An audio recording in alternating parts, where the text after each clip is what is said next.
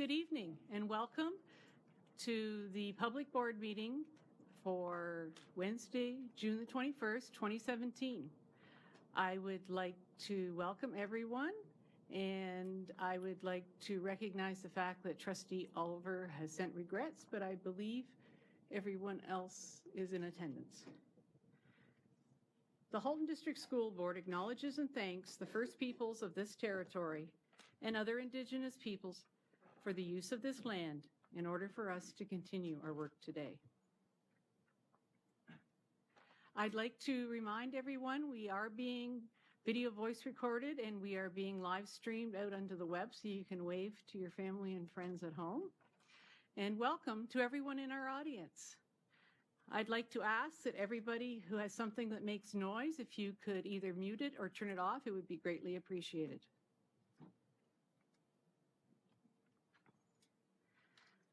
So our first item is approval of the agenda. Can I have a motion to approve the agenda tonight? Trustee Reynolds, seconded by Trustee L. Harrison. Is there any discussion on our agenda tonight? Vice Chair Graves. Thank you. I was speaking with our student trustees, and I was reminded of the carryover from Committee of the Whole last week. I was wondering where that item will fall on the agenda. Under committee reports? Perfect. Thank you. Thank you. Any other speakers to the agenda? Seeing none? Oh, yes? No, you went off again. Yeah, well, I went off because I can't see what it's doing. Oh, Trustee Collard. Yeah. Could you put it back on again so I can? Yeah. Thank you. I'm a little bit concerned that with the length of the agenda that the student trustee reports are so late, especially considering they start exams tomorrow. I was wondering if we could move the student trustee report up and perhaps allow them to speak to the item from Committee of the Whole at that time, and perhaps move them up to after the order paper so that they are able to leave when they need to. That sounds reasonable. Is everyone okay with moving the student trustee reports? I see the student trustees nodding, yes. Okay, with that change, can I have a mover to approve the agenda? Moved by Trustee Reynolds, seconded by Trustee Pappen. Any further discussion? Seeing none, all those in favor?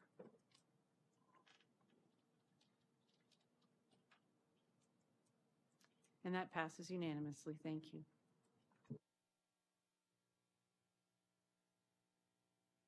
Is there any declarations of possible conflict of interest tonight? Seeing none. We're moved to communication from the board. And our first item is a presentation from Maggie Durjevic, the nominator for Jamie Mitchell from Dr. Frank J. Hayden Secondary School, who was a Certificate of Achievement recipient for the Prime Minister's Award for Teaching Excellence. Welcome, Maggie. Come on up. Yep, pick a seat. And when you go to speak, press the button on the, okay. Thank you. Mrs. Denton got that for you. Welcome, and thank you for coming tonight. Thank you. I want to start by thanking everybody for having me here today. I also wanted to thank Mr. Mitchell for being here with me as well. I'm a grade 12 student at Dr. Frank J. Hayden and was a past student of Mr. Mitchell's last year. Last year in September, I was scrolling through my Twitter feed on lunch when I saw a post by our Prime Minister, Justin Trudeau. It talked about something called the Prime Minister's Award for Teaching Excellence. Curious, I clicked the link and found that the award was created to honor exceptional elementary and secondary school teachers and has been around since 1993. For the teacher to be nominated and for them to potentially get selected, they have to have demonstrated innovative and exemplary teaching practices, digital literacy in the classroom, student skills development, student achievement and participation, and they have to have demonstrated a passion for teaching to be a leader in their school and in their community. While reading about the award, the only person I could think of was Mr. Mitchell. He meets all of the criteria for nominations, and he embodies all of the characteristics of an ideal candidate. Anyone that has the immense pleasure of meeting Mr. Mitchell knows exactly what I'm talking about. From flipped classrooms and online learning, to math help and extracurriculars, to presenting and mentoring other teachers around the world, Mr. Mitchell is more than ready to get everybody excited about math. I had the honor of being in one of his classes all last year while taking advanced functions in calculus. Math is by no means my favorite subject, or my best one for that matter. However, I found myself looking forward to his class every day. Mr. Mitchell made math fun. I don't know any other teacher that I've met that I can say took one of my least favorite subjects and made it into my favorite part of the day. I decided to nominate Mr. Mitchell for the Prime Minister's Award for Teaching Excellence. For the nomination, on top of the paperwork, there needs to be 3 letters of support and a nomination text of a maximum of 21 pages in length. Finding people to write letters of support was one of the easiest things I've ever had to do. Anyone I asked was more than willing to help. In the end, the letters were written by Miss Anjos, a math teacher at Hayden, Mr. Vericchio, our principal, and Miss Newton. They all hold Mr. Mitchell in extremely high regard. While I was writing the nomination letter, I also had support from the math department in the form of an extensive list that I seriously thought was never going to end about Mr. Mitchell's achievements and leadership roles. Since he's too modest to talk about any of them ever, I'll mention a few. He has presented at the Ontario Association for Mathematics Education, at Brock University for teacher candidates on 21st century learning, at What is Happening in Education Now conferences, at Google Symposiums, and at Desmos Days. Trust me when I tell you that that's a very, very short selection of what was given to me on that list. I also wanted to include other students' opinions about Mr. Mitchell in the nomination text that I was writing. I got several students that replied to me with their own personal experiences about Mr. Mitchell. They have referred to him as the most amazing teacher and the type of person that will have an impact on you for the rest of your life. They also called him an outstanding leader. His job may be to teach math, but he is a role model and a mentor as well. I'm honored to say that of the thousands of applicants, Mr. Mitchell was selected as one of 10 teachers in Ontario to receive the Prime Minister's Award for Teaching Excellence at the regional level. Someone once said that an awesome teacher is hard to find, difficult to part with, and impossible to forget. He's definitely a teacher that is and will be impossible to forget.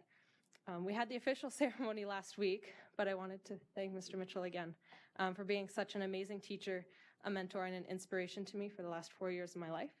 He not only taught me the curriculum, but he's taught me life lessons that I'm never going to forget. So thank you for having me here today.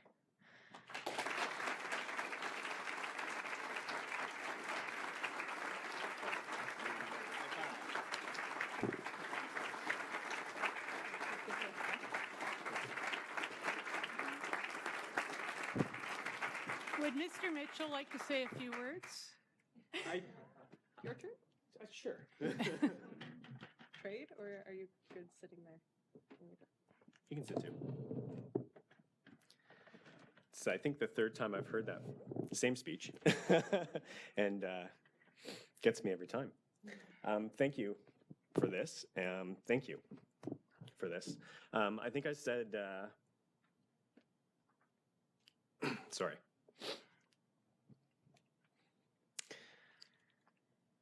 I think I said last week, it's easy to win an award like this when you work with so many fantastic people, and I really mean that. And I don't just talk about the math teachers I have the joy of leading every day, and I don't mean that when I talk about the other teachers in my building or the students that I get to work with every day. I really mean that about everybody that works in Halton. We're a fantastic board. The opportunities that I've had to work with teachers across all panels, across all high schools, elementary schools, it's truly remarkable, and I think that's why I get to receive this honor today, because of some of the fantastic people that I've had a chance to work with and meet, including Maggie. So thank you.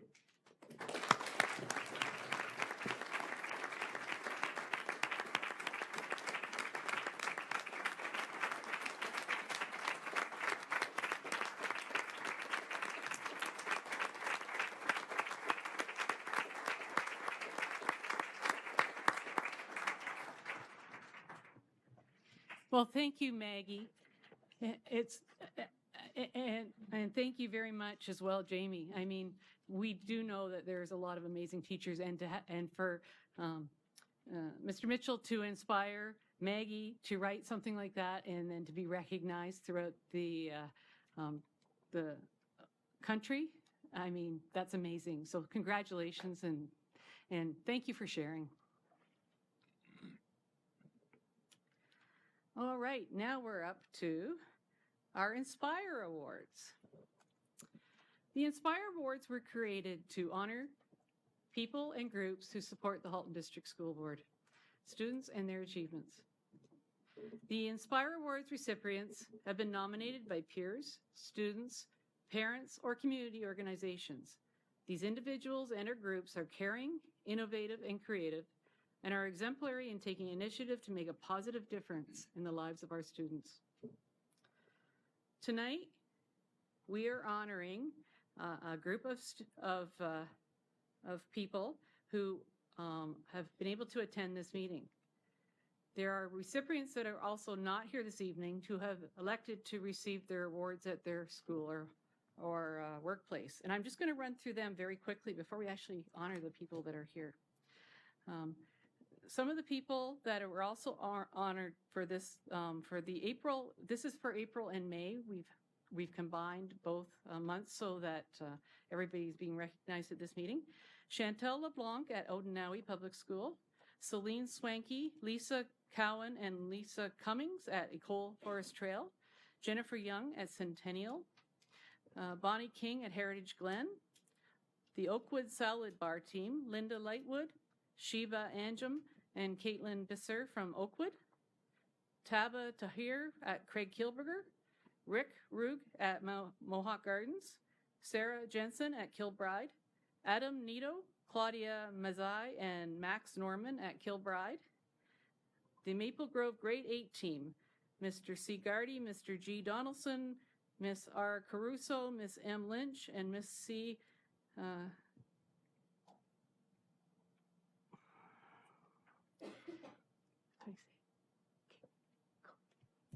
sorry, I don't want to say it wrong. She's here. Sorry. Mrs. C. Cuckoo, Maple Grove.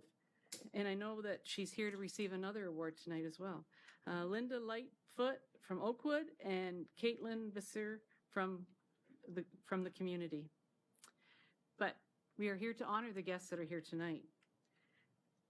So family and friends are invited to come up and take photos during the presentation, and invited to meet the award recipient in the lobby directly after the presentation. So I'd like all the recipients, after you've been honored with your award, if you could stay at the front, because we'd like to take a group photo at the end. So we are going to start, and so then I have to get to the right page. I would like to ask Trustee Collard to come up, as she will be presenting the first award to Reg Farnham from Oak Park Public School. Orchard Park, sorry, did I say it wrong? Well, I'm reading too many things. Reg is a truly caring person, putting the feelings and happiness of his students first, leading the way to teach the younger generation how to act and react by being a role model himself. His examples show the greatness of his character, the kindness, and his understanding personality. What a true inspiration. Thank you for all you do for the students. Right.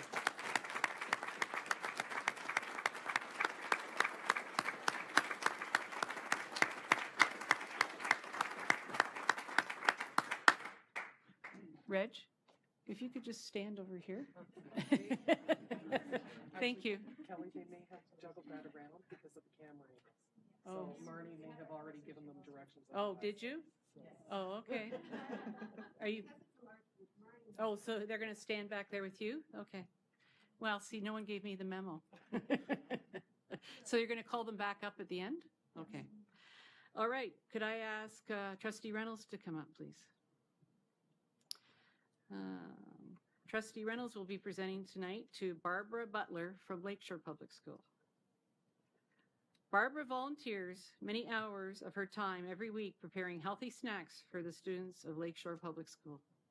She leads a team of parent volunteers to prepare these healthy snacks for the students twice a week, shops for the ingredients, and does a lot of the preparation work. Students look forward to her weekly smoothies. Barb enjoys bringing the snacks to the students and getting a chance to talk with them and encourage them to try new healthy food. She is a kind and giving volunteer to make sure all the students get a healthy snack at school. Thank you for being such an inspiration to our students and all that you do.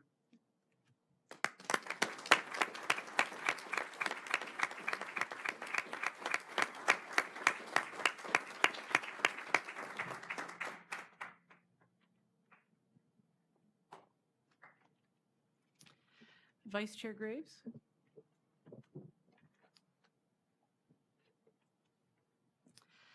Vice Chair Graves is going to be presenting to the Irma Colson Breakfast Program Team. If you could all come up, all those involved. The Irma Colson Breakfast Program Team has engaged the students and parents in a student-led breakfast program. Students identified a need at their school and wanted to start a breakfast program to ensure an equitable start to the day for all. The staff have continued to reach out to parent volunteers, inviting some parents who might not otherwise engage with the school community to come in and assist with serving the students and prepare a grab-and-go breakfast alongside the staff and student volunteers. They also ensure that the program includes all students, such as those that have challenges at school and benefit from the connection they make by assisting with the program or accessing the healthy food available. Thank you to all of you for all of your efforts and your volunteer time to make such an inspiration to all the students at Irma Colson.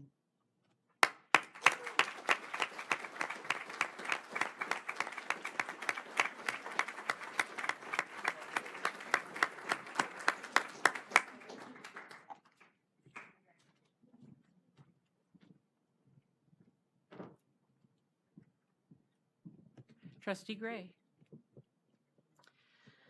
Trustee Gray is going to be awarding a few awards, so she'll be staying up for a little while. But the first one will be to David Bueller from Centennial Public School. David? David believes in the abilities of his kids, and this is evident in the way he speaks with them, develops mutual trust and respect from each student, and helps guide each student in achieving school success, whether it be social skills training, academic learning, disability support, mental health, and behavioral support. He connects with each student with skill and calm and optimistic communication methods. He tries to see every child succeed. Thank you for helping every child succeed. What an inspiration to us all.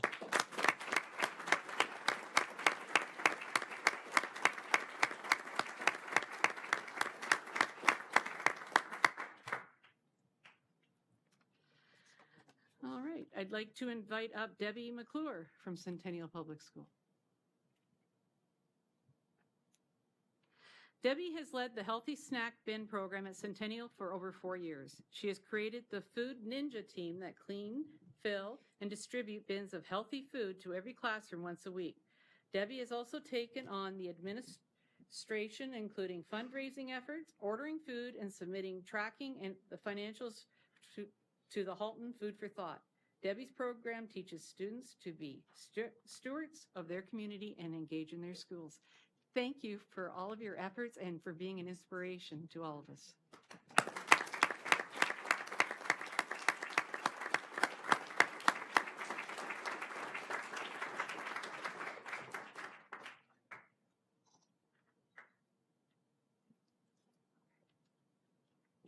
The next person I'd like to call up is John Newcomb from Georgetown District High School.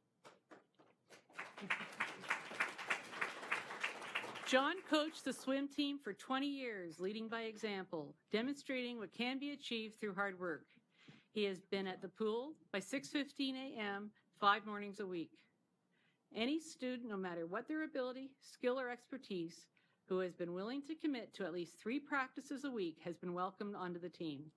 He has ensured cost is not a barrier by rallying students and parents to organize the Canada Day Duck Race on the Credit River as a fundraiser to offset the pool rental fee. His most significant and lasting contribution is his encouragement that students set and reach personal goals, engage in their school, support one another, and succeed as a team, which gives students the confidence to apply these life skills to the challenges that lay ahead. a true inspiration to us all. Thank you very much for all that you've done.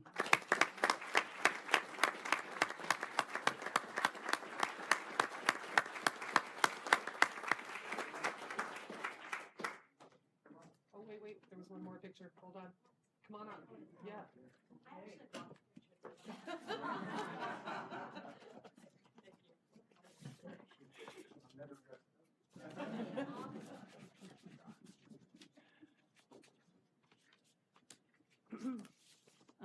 You have another one? Ruth Parent. Oh, okay. So I don't have, just a minute. It's in the one you emailed to me. Oh, sorry, I skipped right by. I apologize. I don't need it. I'm ahead of myself. I'd like to call up Ruth Parent from Georgetown District High School.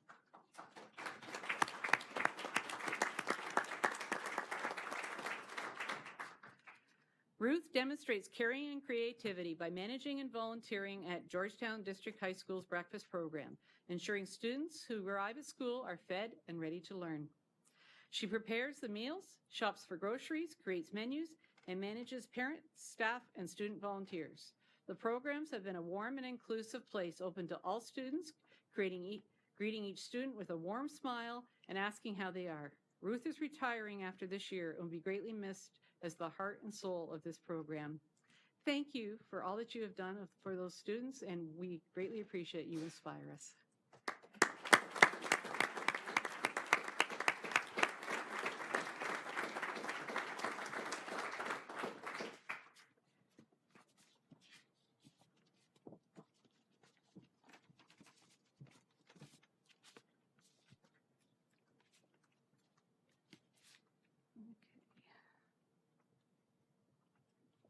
And now it's my turn, so I'm going to turn it over to Vice Chair Graves.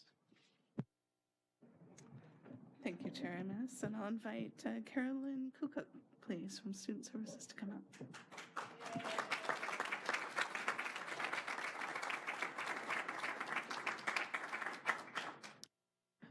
Caroline looks at the big picture and ensures that successes will be long-term. She believes that all children have the right to the best education we can offer, including family and community, as well as the school community. She inspires staff to go above and beyond in their duties, and her staff feel valued and supported. Caroline strives to promote that mindfulness is not just another program or initiative, but a state of being for both students and staff. And thank you for all of you've done for students. You inspire all of us.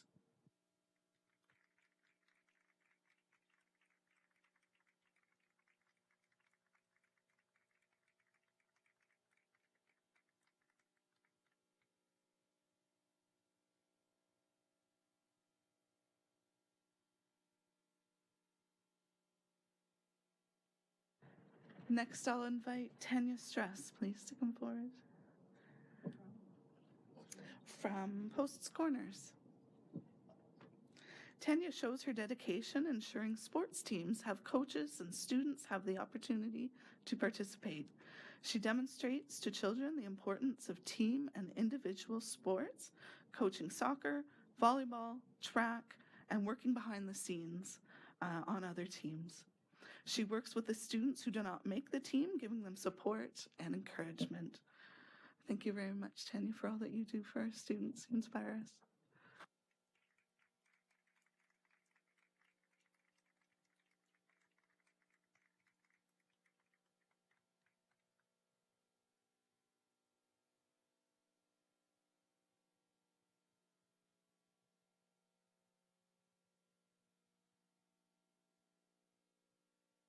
And now I believe we're going to invite everybody back up for one big photo, all of our Inspire Awards winners. And all the trustees involved handing out this evening. And while they're gathering, I think they all deserve a big round of applause.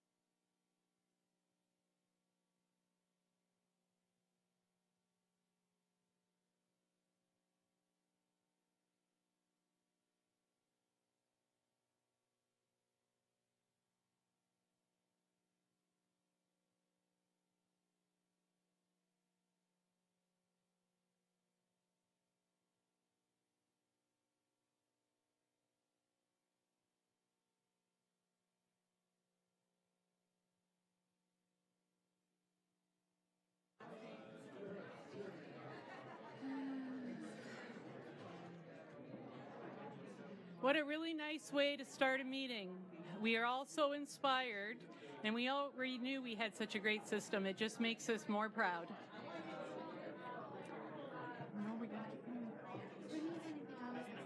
Yeah. Me too, Donna. So if I could call the director back.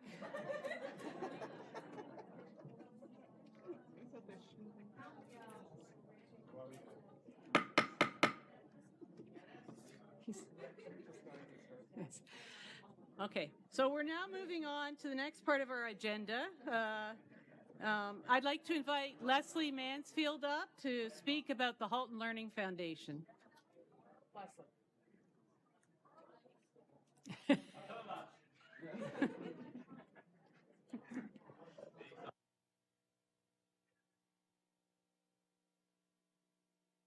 Come on up, Leslie.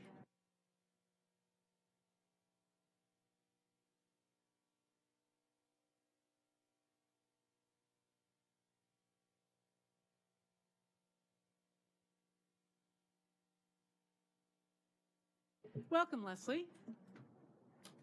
When you're ready. Thank you very much. We have a little pumpkin at our school. She's in senior kindergarten, and she has little to nothing to eat. We are feeding her. Can HLF help? One of our students in grade 10 is wearing slippers to school and living in abandoned homes here in our town. Can we apply to HLF so that he can buy shoes to play soccer? Oh, and by the way, he'd also like a sweater because it's getting cold outside. It's October. A grade 9 girl has moved out of her home due to safety issues. She's living in a shelter, but it's far away from school. We want to ensure that she stays connected somehow.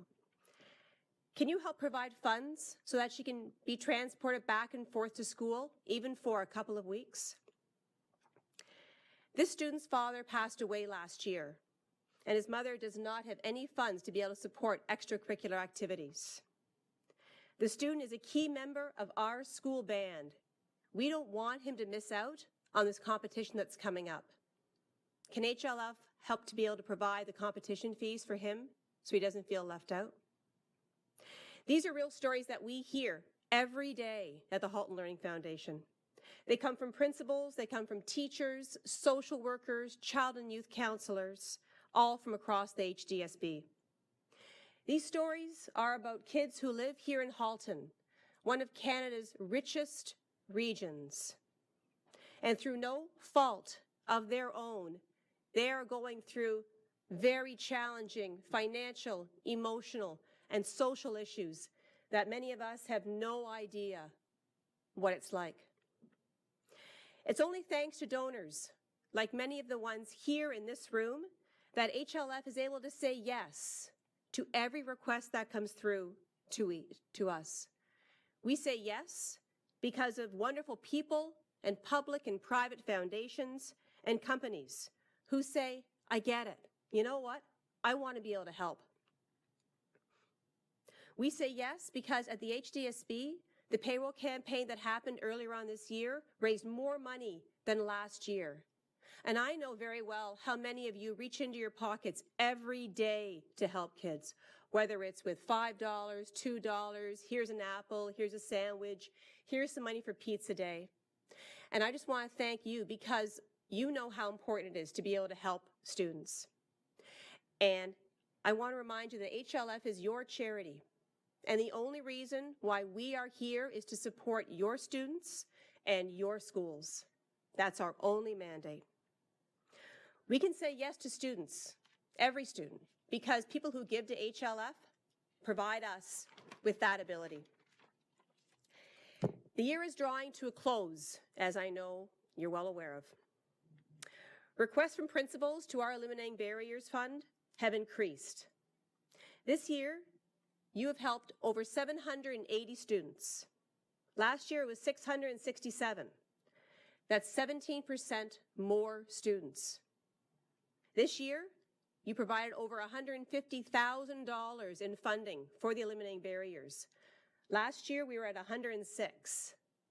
For those of you in finance out there, that's 41% increase. The trend is on the rise, and we know that beginning the third week of August, we're going to have principals emailing us again saying, I have a little pumpkin and she needs help.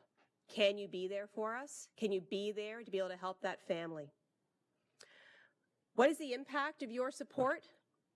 Well, tomorrow a young man's going to be riding his bicycle to school because he has one, and it's the way he can get back and forth. Kids who have prescription glasses can now read the books. They can see the boards. They now can have proper vision because of your support. And dozens upon dozens of students here in Halton will feel included, not excluded. One mom wrote, our family isn't what it used to be. We've had a lot of very sad and very dark days in our family. I heard about my daughter's end-of-year grade 8 trip to Ottawa, and there was no way that I could afford it. But I was able to, with your help. She was able to be part of the trip with her friends. She felt like she was part of the group, and she wasn't made to feel different because she didn't have enough money to go. And I want to thank you from the bottom of our hearts. And for allowing me the opportunity to speak here tonight on behalf of those students who can't or won't be able to ask for help. I'd like to thank you so much for listening to the stories that HLF has. Your help means the world to a child. Thank you. Thank you very much, Leslie. Are there any comments or questions for our presenter tonight?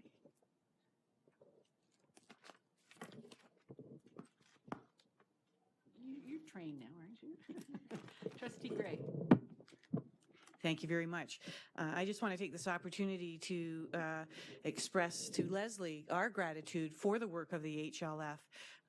We frequently go into our schools and we are made aware by principals of some of the items that they've been able to purchase as a result of requesting financial assistance from the HLF.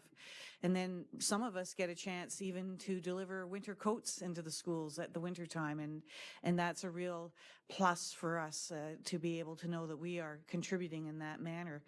But there's a lot of ways in which we can support the HLF, and Leslie has talked about the financial contributions, of course, but I think more than that, or in addition to that, is the promotion that we do of the foundation every time that we're in the community, or every time that we're with school councils, or every time that we're with parent groups, being able to say, well, you know, there is an association that can help. There is an association that you could help to help students.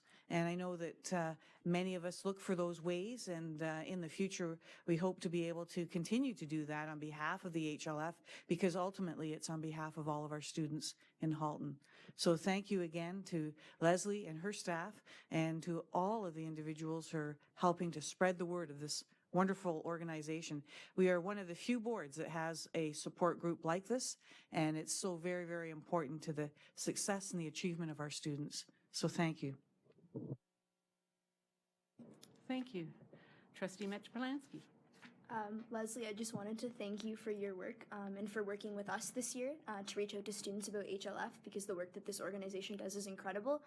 From having a member of HLF speak at one of our student senate meetings early on in the year, to recently the presentation, the keynote speech that you did at our HYLS, the Halton Youth Leadership Symposium, which was incredible. We really appreciate the effort that you've made to reach out to students directly. Because from our perspective, having donations come in is great. Getting students to fundraise themselves is also great, which we've tried to do, but even just them understanding that there's a problem in their own community. Halton seems like a pretty affluent community, but knowing that there's still problems in their own community and the kids that they may go to school with is, I think, something that we need to work on, building empathy and those sorts of things, which is a great message that we've been working on spreading to kids this year, and we hope to do more of that next year. So thank you so much again. Thank you. And seeing no further speakers, I'd like to thank you. Oh, sorry, I forgot. Director Miller. Thank you, Chair Amos. On behalf of all the staff, though, that work in the HDSB, Leslie, I want to thank your leadership with the Halton Learning Foundation. Students can't achieve if they're hungry, they're struggling to get to school, they don't have coats and so on. And the HLF makes a tremendous difference for so many of our students.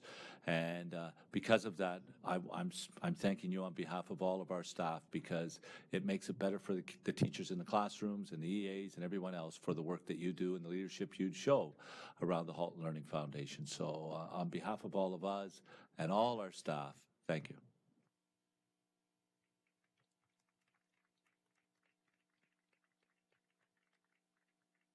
Thank you, Leslie, for coming out tonight. It is important that we are aware of what the Halton Learning Foundation does for us. And so thank you for keeping us up to date and bringing that awareness to us, because we all know that our students need a little bit of help sometimes, and it's great that we have you as a resource. So thank you so much. All right, so we are now up to our delegates. We have one tonight. I'd like to invite up Amy D'Souza, talking about the Program and Accommodation Review Integration process. Welcome, Amy.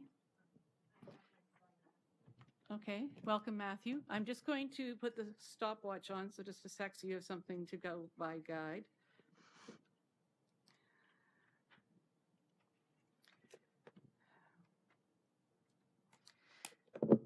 So as you know, you have 5 minutes, and I'll give you a 30-second warning. Welcome, and when you're ready. All right, turn on your mic, just push on the button there. Sorry. Awesome, thank you. Okay. Transition and integration has its challenges, and those challenges are much easier and less stressful when proper strategies and systems are in place. Having a routine helps guide one's behavior and supports child's development. This minimizes stress, which will help ensure a more positive outcome for the students. Unfortunately, this was clearly missing on June 8th when there were no grief counselors available to support the students at Lester B. Pearson High School who had just learned it was to be officially closed. Having said that, I would like to share the concerns currently on behalf of Lester B. Pearson High School students and their parents regarding the transition and integration process. I wish to request the following suggestions be implemented into the action plan. Number one, we would like to be able to replicate the small school environment in some capacity, whether it be a specific area within the school, such as a study room, a community room that is dedicated to the Pearson community. We also request a strategy be introduced to ensure the unique extracurricular activity opportunities that are currently at Lester B. Pearson will not be limited or completely eliminated as a result of increased competition. There are students currently at Pearson that struggle daily with emotional, social, and mental learning disabilities. Sometimes these students are the most vulnerable ones because they tend to go unnoticed. Some may have been ostracized or bullied during their elementary years and chose Pearson for the small school environment as a result. In order to support these vulnerable students during the transition, we recommend that the exceptional LBPH resource team be transitioned along with the current students. We ask that the highly successful late start time currently in place at Pearson be moved to MM Robinson, particularly now given the increased distance the Pearson students will need to travel to get there. We also request that the period 0 and phys ed period first be moved to MM and that the Spark concept be also considered. We ask that either a new name be given to MM Robinson or that a wing or a significant element of the school be given the Pearson name. The concept of renaming MM would aid in providing a fresh start for all students and would make them feel like they are part of something new. Since the beginning of the PAR process, the board was repeatedly stating that it is all about the students. While the students at all grade levels are facing tremendous stress, uncertainties related to moving schools, not knowing their peers, not knowing their teachers, and likely not having the same opportunity to make school teams. Many senior students are now worrying about obtaining references from teachers for their college and university applications. The board had stated it could construct that Nelson extension in time for 2019. However, the Bateman transition time extension was permitted, and it is clear that the main reason for the extension was to support the transition of the students. Hayden French immersion students have also been appropriately given a proper grandfathering. In an effort to demonstrate equality and fairness within all areas of decision-making and implementation of the transition, All students involved should be given the opportunity to graduate from their current chosen school. Grandfathering the current Pearson students would be the very least that the board could do in an effort to show support to the existing students and our community. In closing, we are simply asking that the same level of empathy, courtesy, equality be demonstrated to the Pearson community and respectfully request that the timeline, I'm getting emotional, for the closure of Lester B. Pearson High School and the redirection of its students be changed from 2018 to June 2020. Thank you for your time and consideration. Sorry. Thank you. Are there any trustee questions and comments? Trustee L. Harrison. Through you, Madam Chair. I just wanted to thank you very much for your presentation. That clearly must have been very difficult. And I was just wondering whether you'd be willing to share your written ideas. I didn't get a chance Yeah, to I kind of type apologize them for all not up. submitting it earlier. I literally was trying to write it very quickly to bring it this evening. So yes, I'll send it to everybody. Thank you. Vice Chair Graves. Thank you. Through you, Chair. Thanks. I was going to say something similar. The report before us this evening is the Program Accommodation Review Implementation Planning.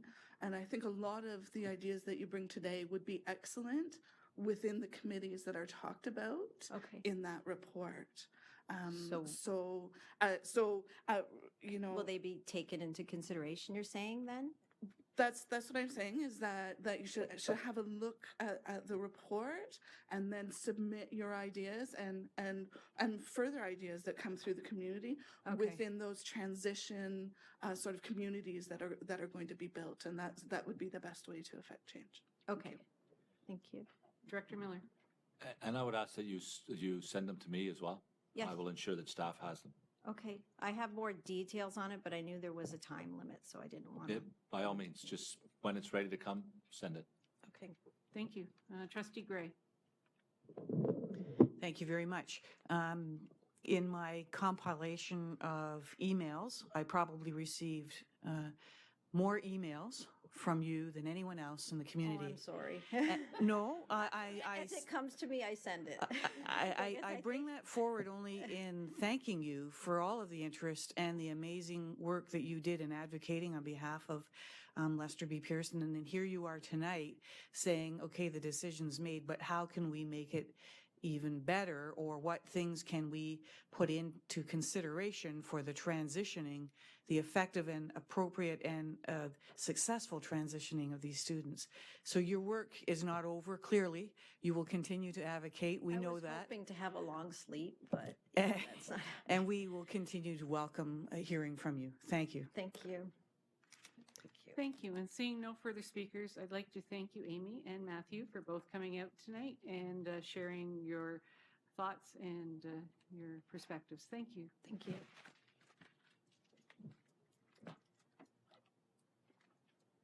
All right. So we're now up to ratification items, the minutes of the regular board meeting of June the 7th, 2017, on page 2 of your board package. Do I have a mover for the minutes? Trustee Gray, seconded by Trustee Gerbentz. Any discussion on the minutes? Trustee Collard.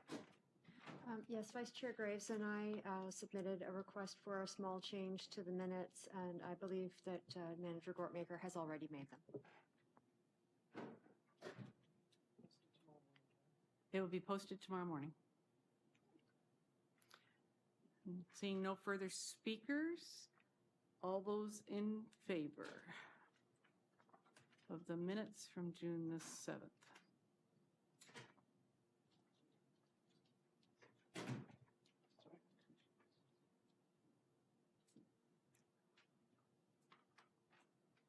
And that passes unanimously. Thank you.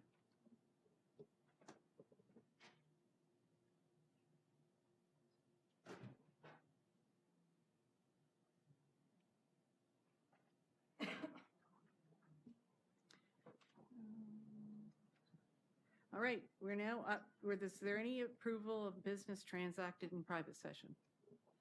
Yes, there's one item.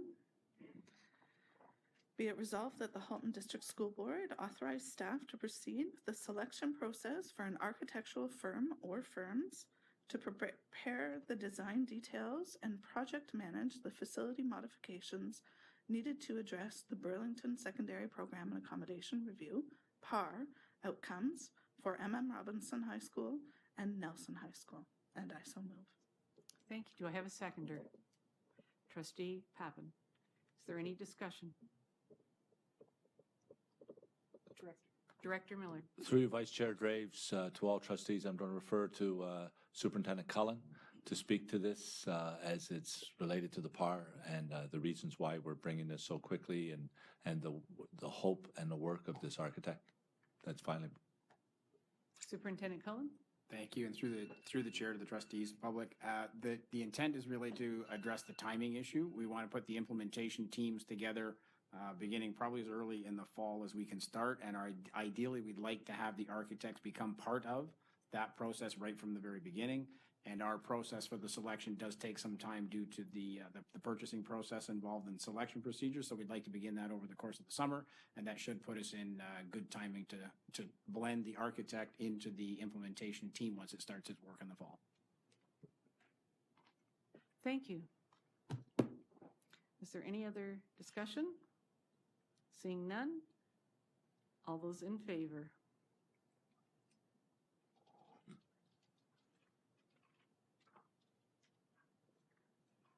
And that passes. Thank you. Do you have it good? Thank you. All right. So we're now up to, is there any other items from private session? Okay. We're up to the order paper. Is there any comments or questions on the order paper tonight? Seeing none, we are now up to one of our highlights, the student trustee reports. And sadly, maybe one of the last ones that Trustee Hajali will be a part of. But we know that we have Trustee Mitch Polanski coming back, so it's over to you. Thank you. So given that it's the last meeting, our report mostly has to do with our plans for next year and things we're going to be working on over the summer, because the work never stops when you're a student. The first major thing that we have to talk about is transitioning our incoming student trustee. So the first part of that is we recognize that this year there was a pretty steep learning curve in terms of figuring out how the board works and figuring out what can you actually do and what opportunities do you have, which means that it's only at a certain point in the year that you can start really thinking about the concrete ideas that you have and how to get them done. And we don't want that to be a challenge or an obstacle for any student trustee, regardless of whether it's the student trustee next year or any incoming student trustee after that point.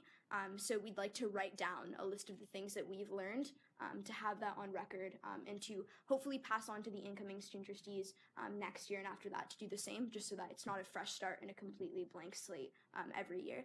The second thing is we've already started to discuss some preliminary ideas for incoming student trustee about goals that we might have for the next year and how we could get them done. One really big one is reaching out to students in the north.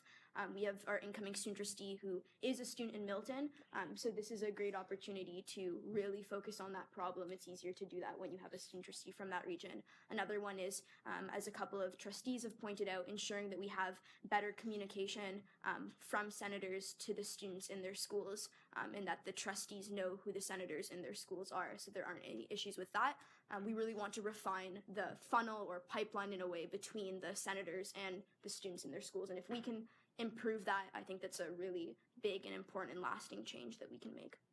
The second thing that we're working on, we mentioned it last week, is just figuring out the committees that we might want to have students be a part of, the board level committees, and then to prepare our description for the drugs working group one. We've talked to Associate Director Bogue about that and just figuring out so we can start fresh in the year when the committees start talking.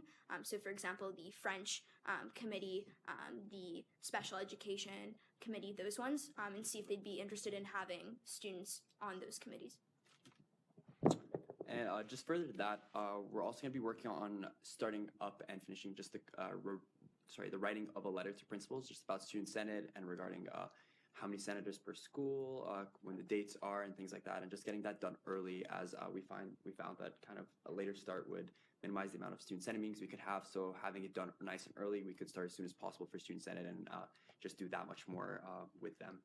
Other than that, we're also hoping to meet with Manager Gortmaker, the student trustee mentors, as well as Director Miller, just in order just to finalize the student trustee election policy and kind of fix and straighten everything out for that. And one more thing to add about Student Senate, I think a recurring problem that we've had throughout the year is we say that there are representatives from every school, but that's not the reality. And there are also probably some problems with how the student senators are chosen within their respective schools. We found out at HYLS, we did like a poll. We were like, how many of you have heard of Student Senate? And then like for the elementary kids where there's significant passion, the numbers were way lower than we thought, which means that even when we do send out letters to our principals and we completely understand how busy they are and how much messaging they get, not all that information gets trickled down to the students. So we want to ensure that if we send those letters out early, that we then follow up with the principals to make sure that students know this opportunity exists. It might also look like if we're able to even speak as student trustees at some of these schools. I know Trustee Daniele has told us that that's something that student trustees have done in the past, but to do a presentation early on to some of the schools, particularly in the north, because that's where we're not getting a lot of senators from, about what Senate is, what the student trustees are, to increase awareness of this position and what their rights are, would be something that we would focus on. Thank you. Director Miller.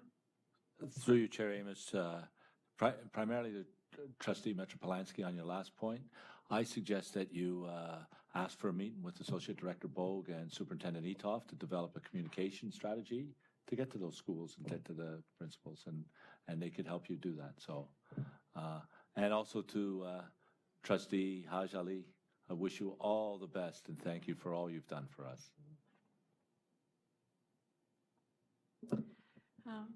Comments or questions for our student trustees? Trustee Daniele. Thank you very much, Madam Chair. I totaled up the other day. I sat down and wrote a list of how many student trustees I've worked with over the last 3 terms. You're not talking to your I'm not? Is that better? Alrighty. I totaled up a list of how many student trustees I've worked with over the last 11 years. And I think it was 17 or 18. It was a very, very large number. The 2 of you will stand out for me as I go forward. You will be remembered. The work that you have done this year and the absolute pleasure it has been to work with you and watch the changes that you have made has been incredible. I can't put it in words. Zaid, please know that we wish you all the best going forward. And Dasha, we very much look forward to working with you again next year. And I know that my fellow trustee mentor, Vishal Papan, is next on the list. So I will stop speaking and let her speak, and then we have something for you. Trustee Papan. Thank you. Well, I thought I was supposed to speak to Trustee Haj Ali, so I'll start with him. Trustee Haj Ali, I wanted to begin with a quote from Dr. Seuss. Just a minute, Trustee Papan, can you pull your mic closer to your mouth? Or pull it out? There you go. Thank you. Okay, so this is for Trustee Haj Ali. I would like to begin with a quote from Dr. Seuss. You'll be on your way up. You'll be seeing great things.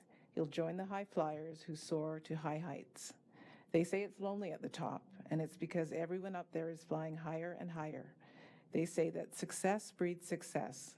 So the higher you go, as long as you keep your sights upward. It's been a pleasure working with you, Trustee Haj Ali. You've added many great things to our board table. Congratulations on all your success this year, and I wish you continued success in all your future endeavors as you continue on your chosen educational journey. I hope you have a great summer. We will miss you. Trustee Haj Ali, but Godspeed.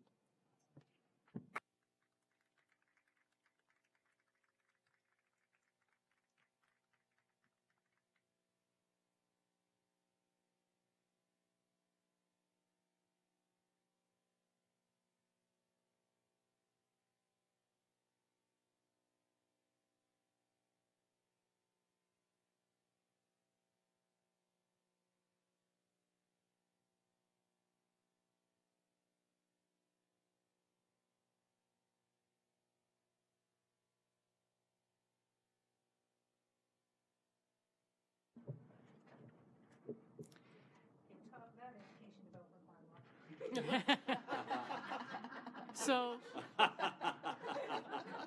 Yeah, it's a tough act to follow, but all year they've been a tough act to follow.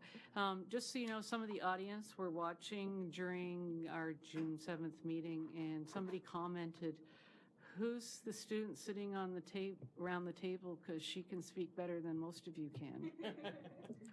So it's been noted that you both are very dynamic, energetic, and you have definitely brought the student voice to our table. So thank you very much. We look forward to working with Trustee Metropolitansky next year, but know you'll be very missed next year, Trustee Hajali, and we wish you all the best.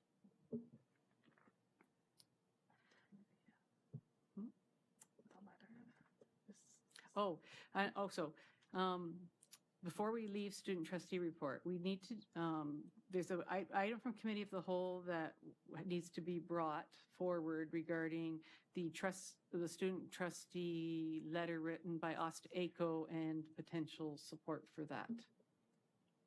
Did you want to speak to that? Throughout our discussions at committee of the whole, there were two items in that letter. One was having student trustees bring motions. I think that's the one that you intended to support. And the other was having a binding vote for student trustees at the table. And it sounds like that's not something that you necessarily supported. And at that meeting, trustees around the table, there was little support for that. But there was also concern about that point number 2. And I don't want to put words into anyone's mouths, but perhaps if someone could go on the speakers list. But I just wanted to invite you to comment on that because I know you weren't able to be there that evening. Okay, Trustee Metropolitansky.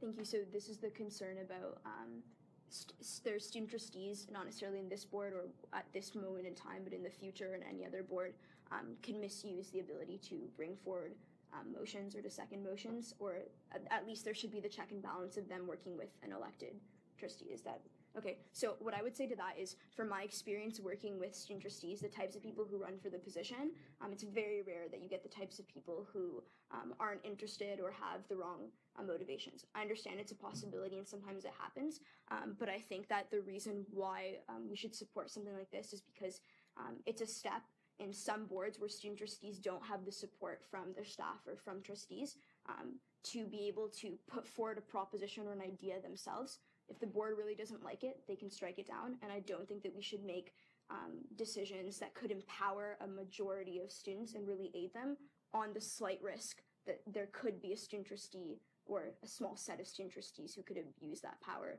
if it could be really beneficial and meaningful to a larger group. And we know for certain it would, on the chance that it might not. Thank you. Is there any other speakers to this? Trustee Gabrantz. So we didn't have a fulsome discussion at Committee of the Whole because it was uncomfortable having the discussion without the student trustees in the room. Now, personally, I think that I don't actually have a problem with student trustees bringing motions forward, but they would have to be seconded by an elected trustee in order to move it onto the table. It couldn't be like the two trustees, 1-2. But that's just a personal opinion. And I'm very glad that this board recognizes that your votes and they're actually recorded. And I don't think that happens in too many other boards. So I think that we are a bit of a step ahead in that regard. As for binding votes, personally, I think that puts you at possible risk with regards to some of the decisions that we make here at the board. A recent decision, the one in June, if you were a deciding vote, it would be a very uncomfortable situation for a student trustee to be in if they were potentially the swing vote on something like that. So I am very cautious about that portion, but that's my take on this. Thank you. Trustee Metropolitansky. I just wanted to respond to that. Absolutely agree with the first part. That's reasonable to me. And with the second part, I would agree as well. We never asked this board to support the binding vote thing. That's more of a just, we always put it out there, something that I think we're going to reconsider as an organization, most likely. But I think that for us, we're just focusing on the ability to motion. And then I completely agree with having a trustee second that for it to get on the table. Yeah. Thank you. Trustee Collard. Okay. Are there any other speakers to the item on the table? So do we have consensus that we would support the making a motion with the ability either for the elected trustee to be the seconder, or the student trustee could be a seconder on a motion? Okay. Moved by trustee Daniele, seconded by trustee Gerbens. Trustee L. Harrison wants to speak. I was just going to speak in support.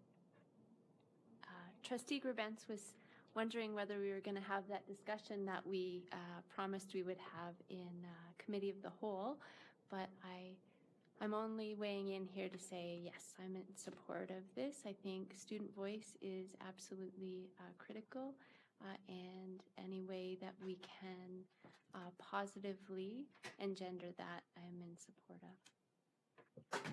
Thank you. Are there any other speakers to this item? Seeing none, then we have a motion. We need to waive, so we need to waive the rules, I believe, to deal with it tonight. Waiving the rules, moved by trustee Collard, seconded by trustee L. Harrison. Is there any discussion on waiving the rules? Seeing none.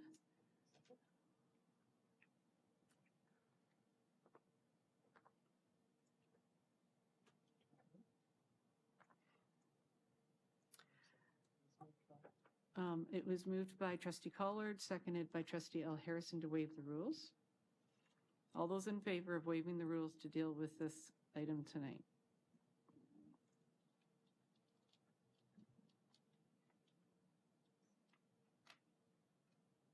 And that passes unanimously. Thank you.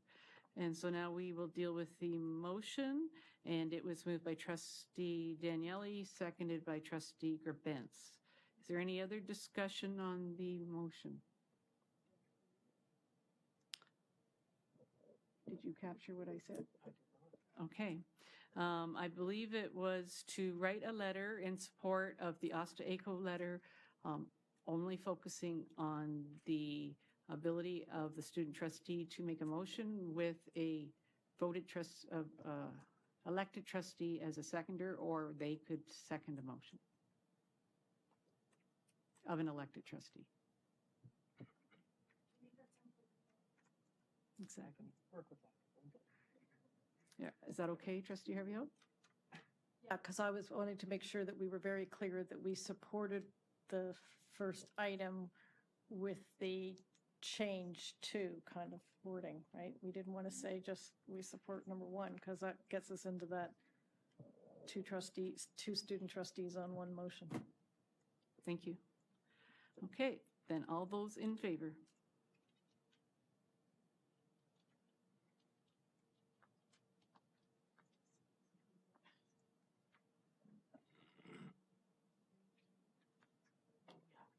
Trustee Gray?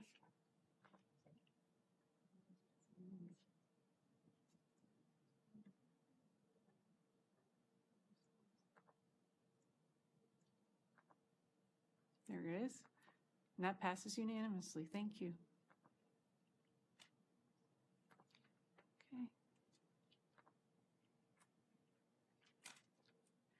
Do you have anything else for your student trustee report? Thank you. All right. So, and we will forgive you if you have to leave, because we know that you have exams tomorrow. And Zane, what are you worried about? But thank you for all of your support and efforts this year. Okay, so now we are up to our action items for the evening, and we're on the Education Development Bylaw, Report 17061, Superintendent Veerman, Mr. Renzella, Mr. Teichman, and Mr. Amendelia. Welcome. Nice to see you all back. Would you like to speak before I put it on the table? Just to give you, a quick update. Again, as you recall, we had the report was presented to trustees at the May 3rd board meeting. At the same evening, we had a public. There was a public meeting to present the EDC bylaw amendment and the proposed changes to our bylaw. There were no delegations at that time. However, we did have a meeting with Bill subsequent to that meeting, and I'll defer to Jack Amendolia from Watson just to briefly discuss the outcomes of that meeting. Thank you, Mr. Renzella, and thanks to the board for having us here tonight. I'll be brief. So like Mr. Renzella mentioned, after the presentation of the proposed charge at the public meeting of May 3rd, we didn't pass that night to allow the community, developers, any other stakeholders some more time to give any sort of feedback or input. Like Mr. Renzella mentioned, we did meet with Build, who, as you guys know, is an umbrella organization that represents many of the large-scale developers throughout Halton region. At that meeting, they had a couple of questions. We feel confident that we addressed their questions. They made a request for some additional information, which we have provided to them. We have not heard back from them since then. So we feel that as a result of that meeting, we dealt with their questions and requests. Because of that, no changes have been made to the charge that was proposed at the public meeting at May 3rd. So the proposed amended charge still stands at $4,364 per residential unit and $1.11 per square foot of non-residential space. And we'd be happy to answer any questions the trustees may have. Thank you. So I'm going to put the motion. Oh, sorry, Mr. Teichman. Thank you. I'll just be brief as well. Just want to say the board has satisfied the legal requirements in order to pass a bylaw. If passed tonight, the bylaw would come into force on June 26th. That's 5 days from now. And just as far as next steps go, the board's required to publish notice of the passing of the bylaw in the local newspapers. Mr. Renzella and his staff are taking care of that. And if the board passes the bylaw tonight, any objectors, although there haven't been any yet, would have an opportunity to appeal the bylaw to the Ontario Municipal Board. They have 40 days starting tomorrow to file an appeal. We think that's unlikely.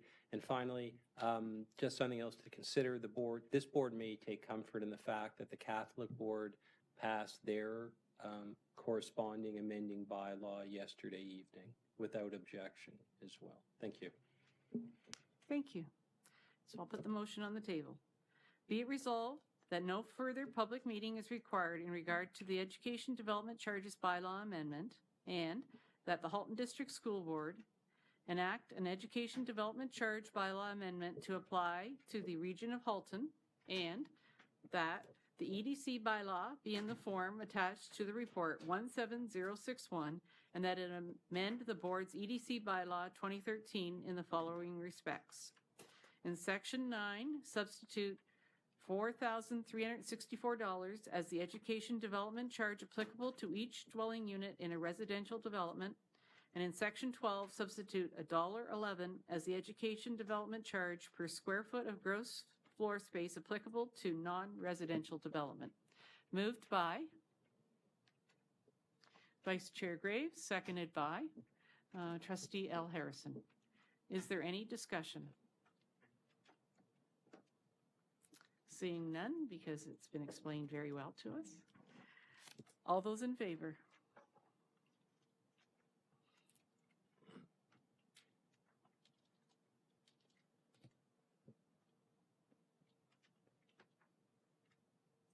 And that passes unanimously. Thank you. I would like to thank you all for coming out and walking us through this process, because I know with Halton, the growth and the development, that we could be seeing you again next year, but we really appreciate the time and effort that you take to come and explain it all to us. So thank you for coming out tonight. You too.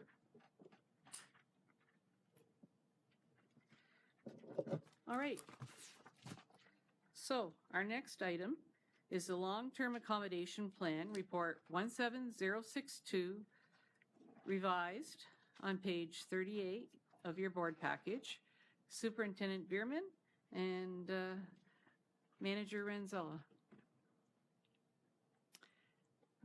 Would you like to speak to it before I put it on the floor? Just briefly, again, the long-term accommodation plan draft was presented to trustees at the May 3rd board meeting. And again, it was in draft form. Mainly, we were awaiting the decision of trustees with respect to the program and accommodation review that was undertaken for Burlington Secondary Schools. And as a result of the June 7th recommendations and approval, we've incorporated those changes in the document. I should point out as well, there have been some comments and requests made by trustees for changes as a result of their review of the document, which we have done.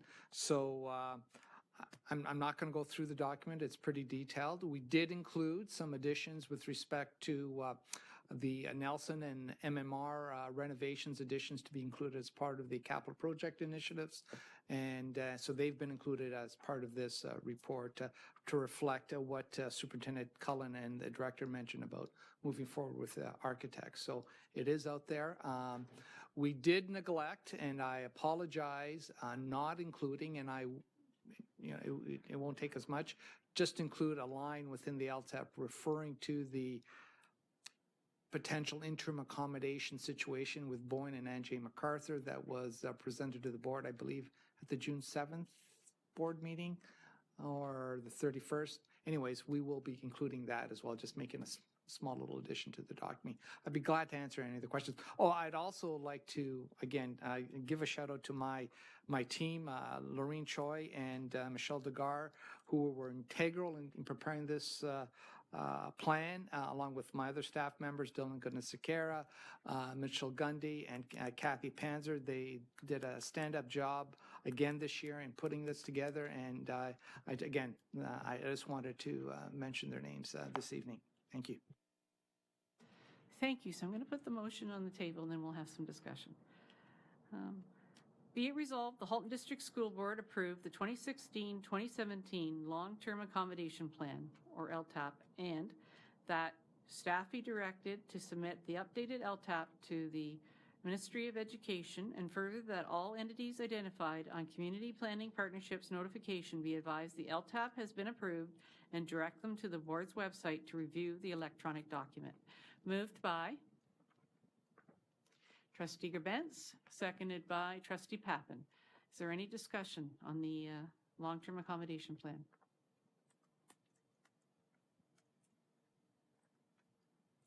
I guess we're discussed out. We have.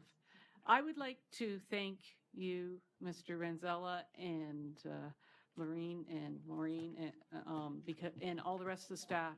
Sorry, Michelle, sorry. I'm having a long night already, and it's not even 9 o'clock, I don't think. That clock doesn't work.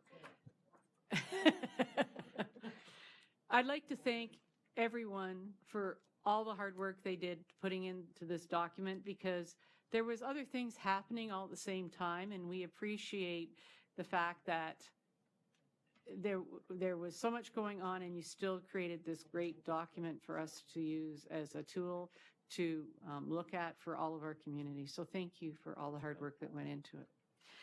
And seeing no speakers, all those in favor?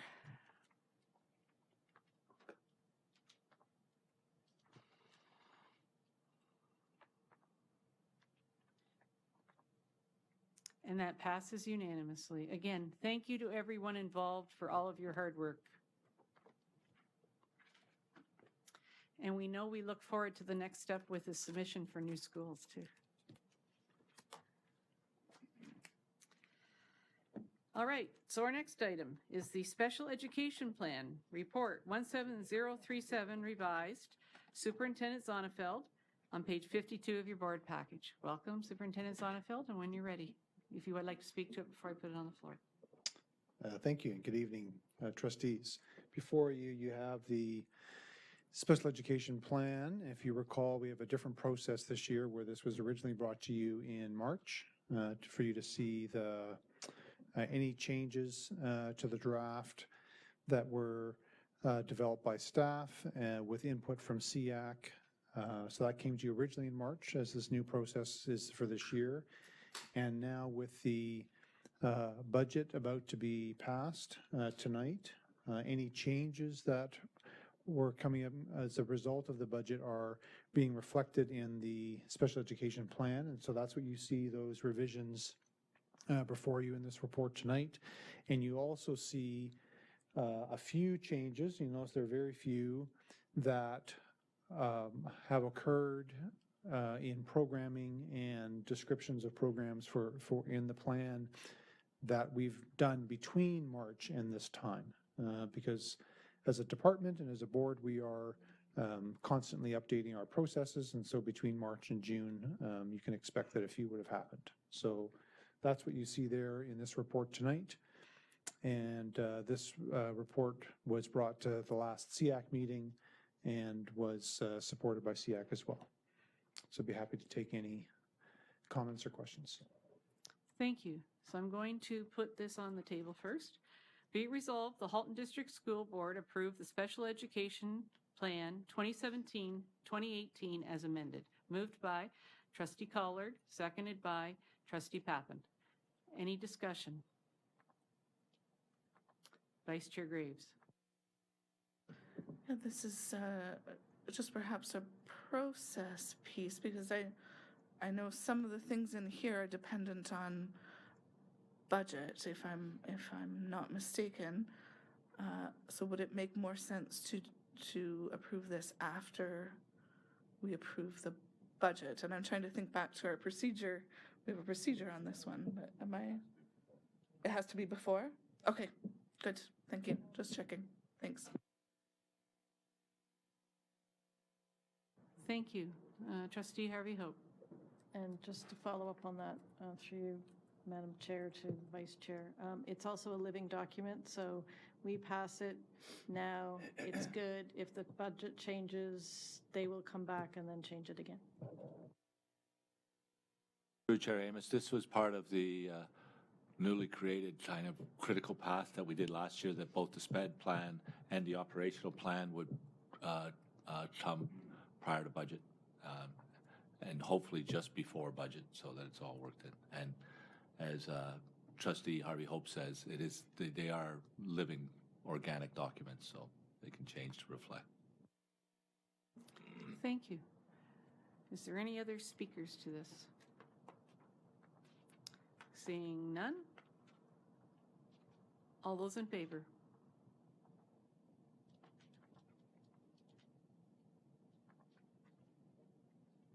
And that passes unanimously. Thank you very much.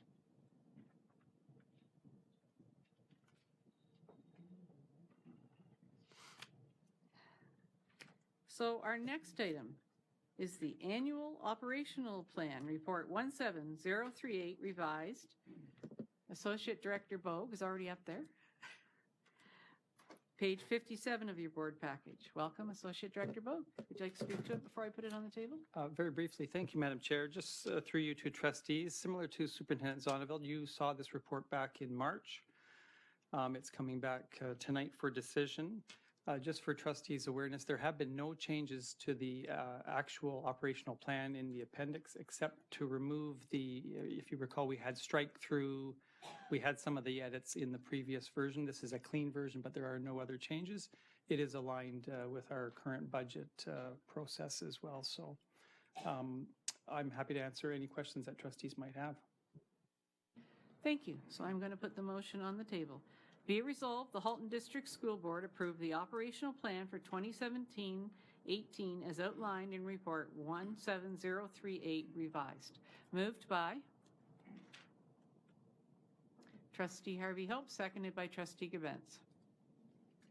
Is there any discussion on the operational plan? Seeing none?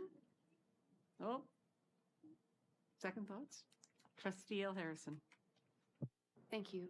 Through you, Madam Chair, my question is on page, I think it's 63. Conduct an audit of current community partnerships and communicate the availability of opportunities to Halton leaders. And my question is really around that second part. And I wonder if there's any merit to expanding that. I guess our primary audience would be Halton leaders, but there may be other organizations, provincial organizations, for example, trade organizations that are not necessarily... Could you speak into your mic because I can't hear you? Oh, I said all really good stuff. So I better make it good the second time. The question is just whether we need to limit ourselves to Halton leaders in the context of that partnerships. Through you, Madam Chair, to Trustee L. Harrison, I think the intent of this bullet was more around the sort of conducting an audit of where we are currently, because we do have a specific target to reach with by the end of our multi-year plan. So I don't think we want to limit ourselves to those partners out there. We want to find out where we're at now, and we're in the midst of just trying to understand who we do have as partners, because some of them are well-established board-wide, but we also have some pseudo-partnerships in schools, so we're sort of finding out about those different pieces, and there's no intent to limit it. So I would take that suggestion to heart. Thank you. Thank you. Vice Chair Graves. Thank you. I may be missing it somewhere, but I have to get it out just in case I haven't. But on the last item, I believe, we will use innovative approaches to student accommodation. It talks of the innovation team at renovated school facilities. I was wondering if there was a place where we also talked about the innovation team being involved in new school builds as well. I'll maybe start and look to Superintendent Cullen or Newton on this one. The example I would say that we're moving down that path is the new Milton High School, where there has been a pretty significant process around that design piece to look at innovation and school design. I think this is meant to capture that as well as renovations that might occur as well. Go ahead. Thank you. I like that response, of course. Yeah, if the document could reflect that it also includes new builds as well, I'd appreciate it too. Thank you. Thank you. Any other comments or questions on this document? Seeing none.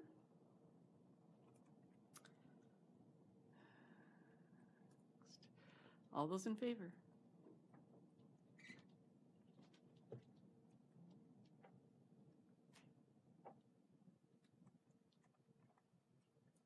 Trustee Pappen? And that passes.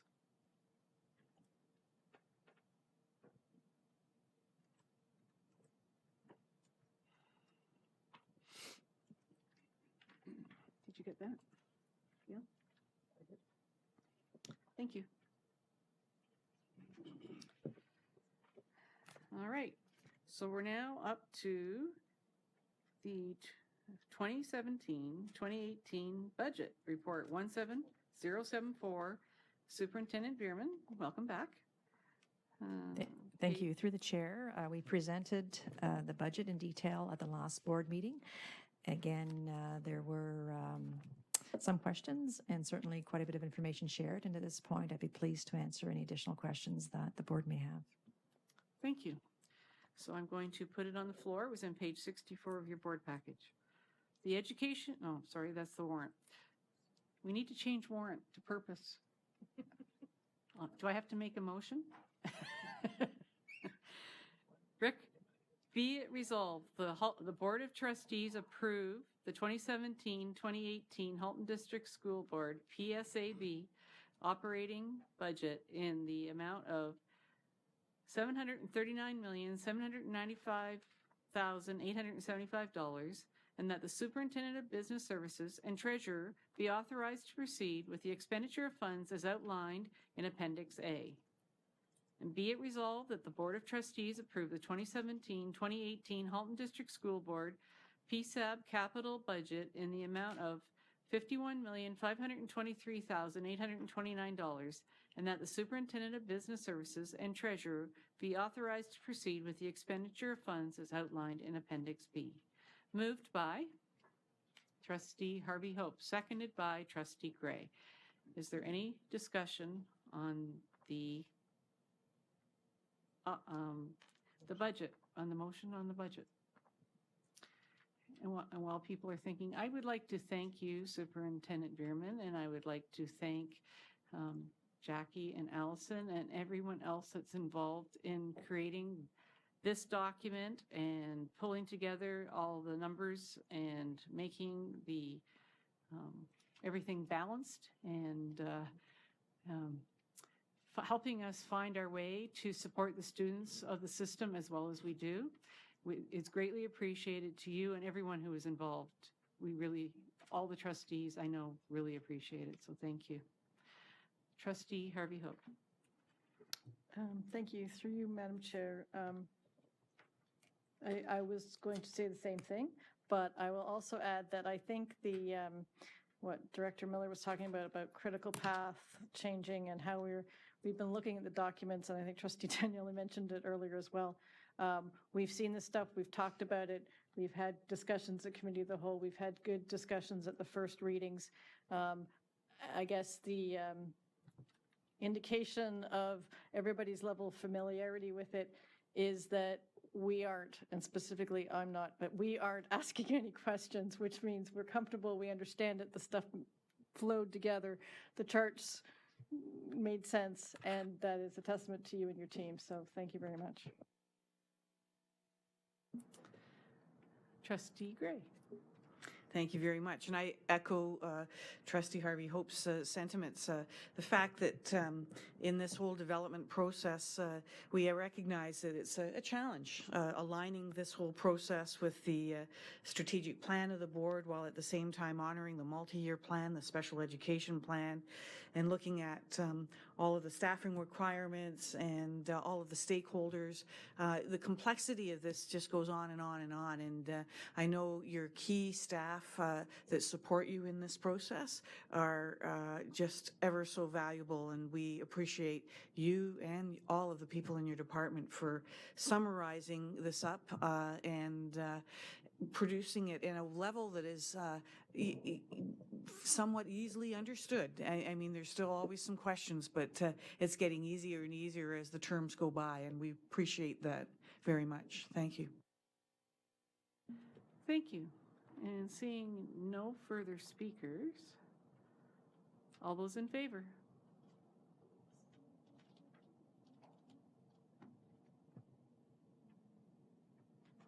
And that passes unanimously. Thank you. And thank you again to everyone involved, especially since we knew there was other things going on at the same time and you were doing a juggling act trying to make all this fit in. So thank you very much for all the hard work that went into it. All right, so we're now up to the Summer Authority Report 17079, Director Miller, page 69 of your board package. Director Miller. Thank you, Chair Amos. I don't really have much to say. This is a standard report that comes every year at this time. It's Bah.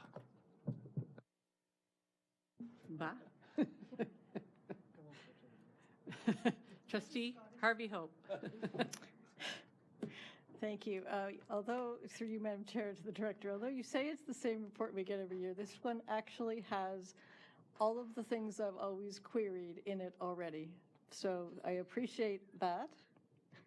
And I didn't think I should I didn't think I should let it go that, yes, you have said that although we are giving you some authority, you also are agreeing to send us an email before major decisions. So we appreciate that, and that does mean we might have to check our email once in a while, but that's okay. Thanks. Thank you. So I'm going to put the motion on the table. Be it resolved that the Halton District School Board delegate authority during the summer months of 2017 to the Director of Education with regard to awarding tenders for capital projects or other emergent business matters as required. And be it resolved that the Director of Education report on any capital projects awarded or other decisions made through delegated authority to the Board at the end of summer 2017. Moved by Trustee Gray, seconded by Trustee Pappen. Any discussion? Seeing none. All those in favor?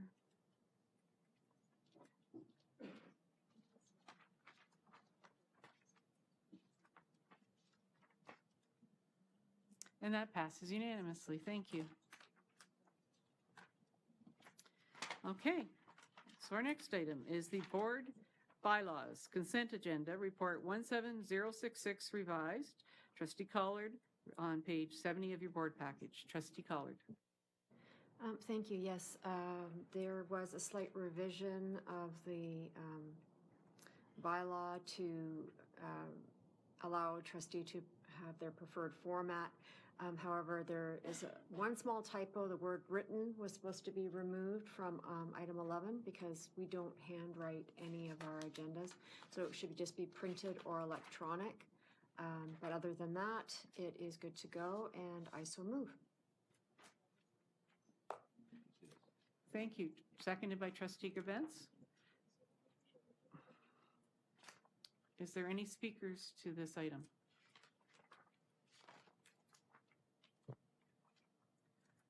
Seeing none, I'm going to read it out.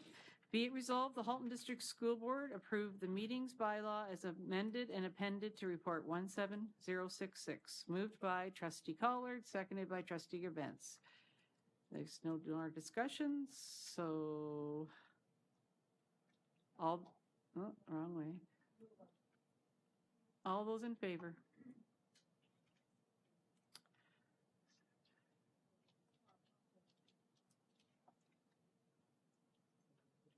And that passes unanimously. Thank you. Trustee Harvey Hope. Just a point of clarification, it doesn't require it being changed, but this doesn't actually talk about us changing any of our board meetings based on religious observances.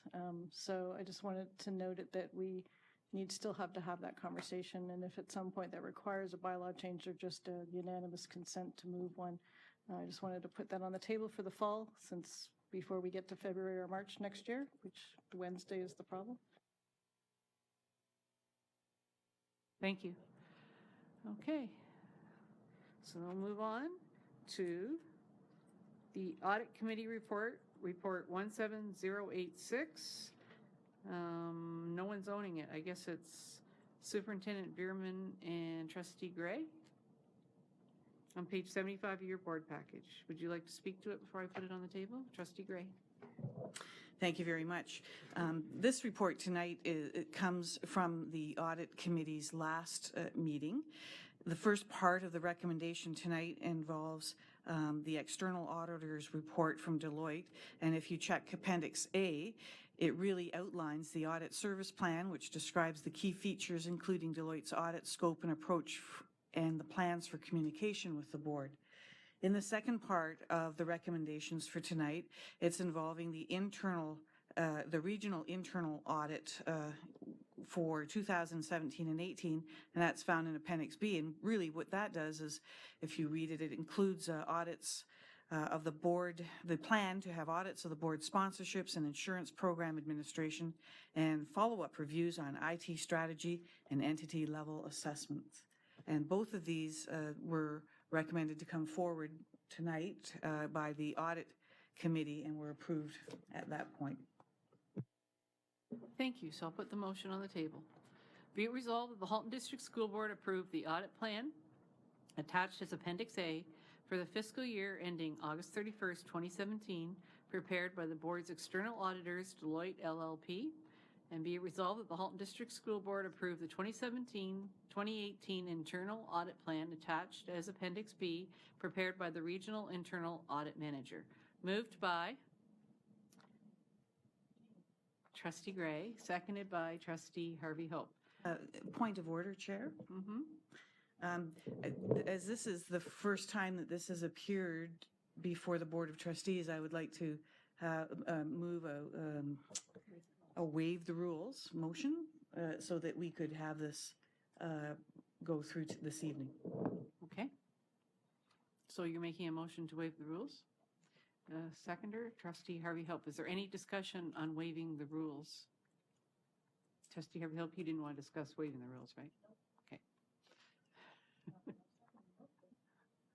Well, you can still discuss it. Okay, all those in favor of waiving the rules to deal with this tonight?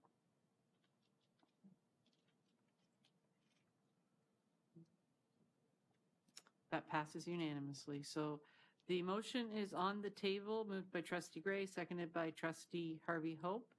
Is there any speakers? Trustee Harvey Hope. Thank you. Through you, Madam Chair. I just wanted to thank my colleague for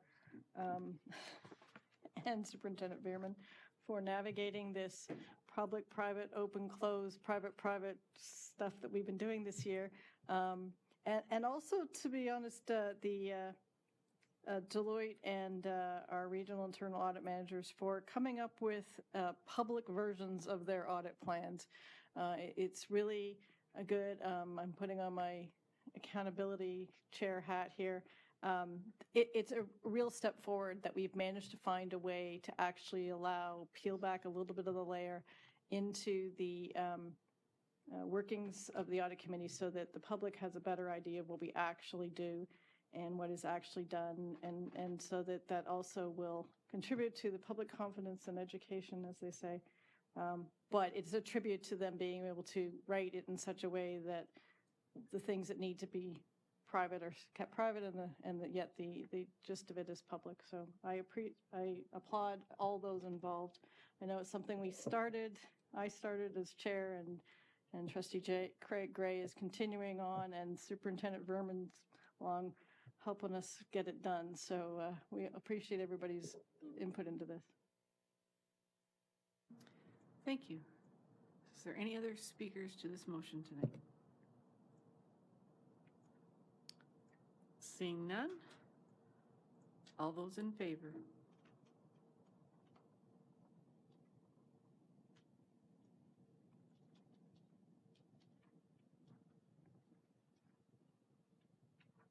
And that passes unanimously. Thank you. So we're now up to communications to the board. Are there any notices of motion tonight?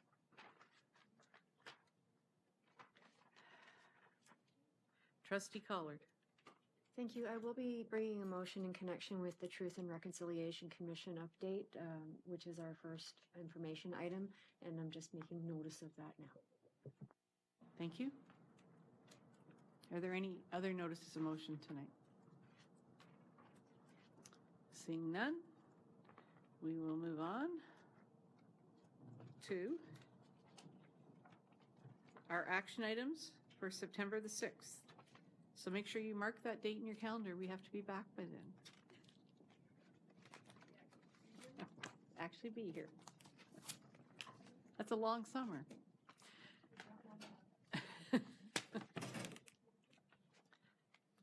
And there are no action items for September the 6th. Where? Oh, okay. So our up to information items for today.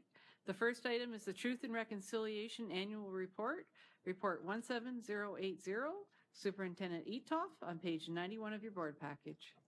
Welcome, Superintendent Etoff.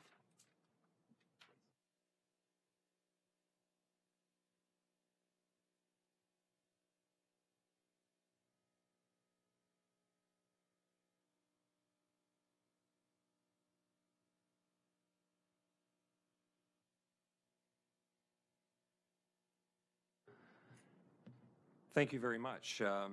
As you can see from the report before you, extensive amount of work has taken place throughout the system over the past 12 months to ensure that we honor the motions of the Board of Trustees, which are based upon the Truth and Reconciliation's calls to action.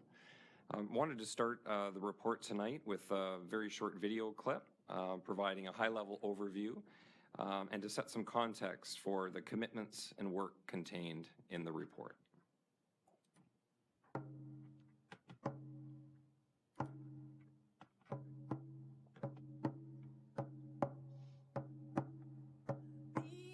At the Halton District School Board, First Nations, Métis, and Inuit education is an integral part of our learning for all of our students and our staff.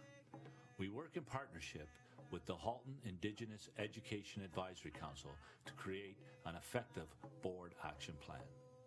Learning about how Canada's relationship with Indigenous people has suffered as a result of the Indian residential school system, which operated from the 1800s to 1996, is a commitment that we have made as Canadians, as Ontarians, and as members of the Halton District School Board community. Aligned with the 2015 Truth and Reconciliation Commission's report, Calls to Action for Education number 62 and number 63, we in Halton are committed to delivering this education and bringing an awareness and increased understanding of the legacy of Indian residential schools. Our Board of Trustees passed a motion 2 years ago to confirm that learning about Indian residential schools is part of each Halton District School Board's students' education. The process of learning the truth has involved active and focused listening over the past few years, just as you will learn more today and continue in our own school communities. The ongoing journey of reconciliation is a responsibility of us all. We must listen to the voices of Indigenous people, read stories by Indigenous authors, and build relationships with Indigenous people and communities so that we understand the truth of the experiences and policies that have led to the realities of today. The Halton District School Board community will continue to deepen the learning from this year's work and years past to move forward on this important journey of truth and reconciliation.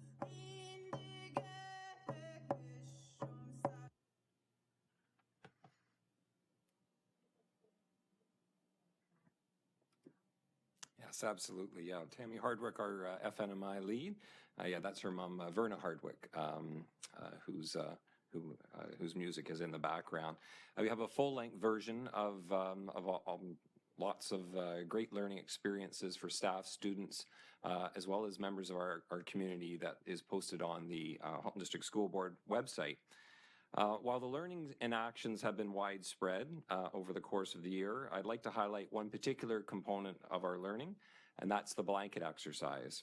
In order to further our commitment that all students graduate with knowledge of residential schools and their impact on the Indigenous peoples, the equity team created kits and provided training to all levels of the organization through a powerful simulation exercise that many in this room have had the opportunity to experience. The commitment was that all school staff be trained with the intent that they integrate this learning experience in our classrooms and across our schools. And the feedback has been astounding and extremely, extremely positive. Today, I thought I would share one example of how our attention to this work is having an impact in our schools. And it comes from some of our students at Clarksdale Public School. I received this package in the courier last week from Ebsir, Lauren, Sydney, and Thomas, who are in grade 5 and the grade 5-6 FI classes at Clarksdale Public School. Their teacher is Lynn Dodgen.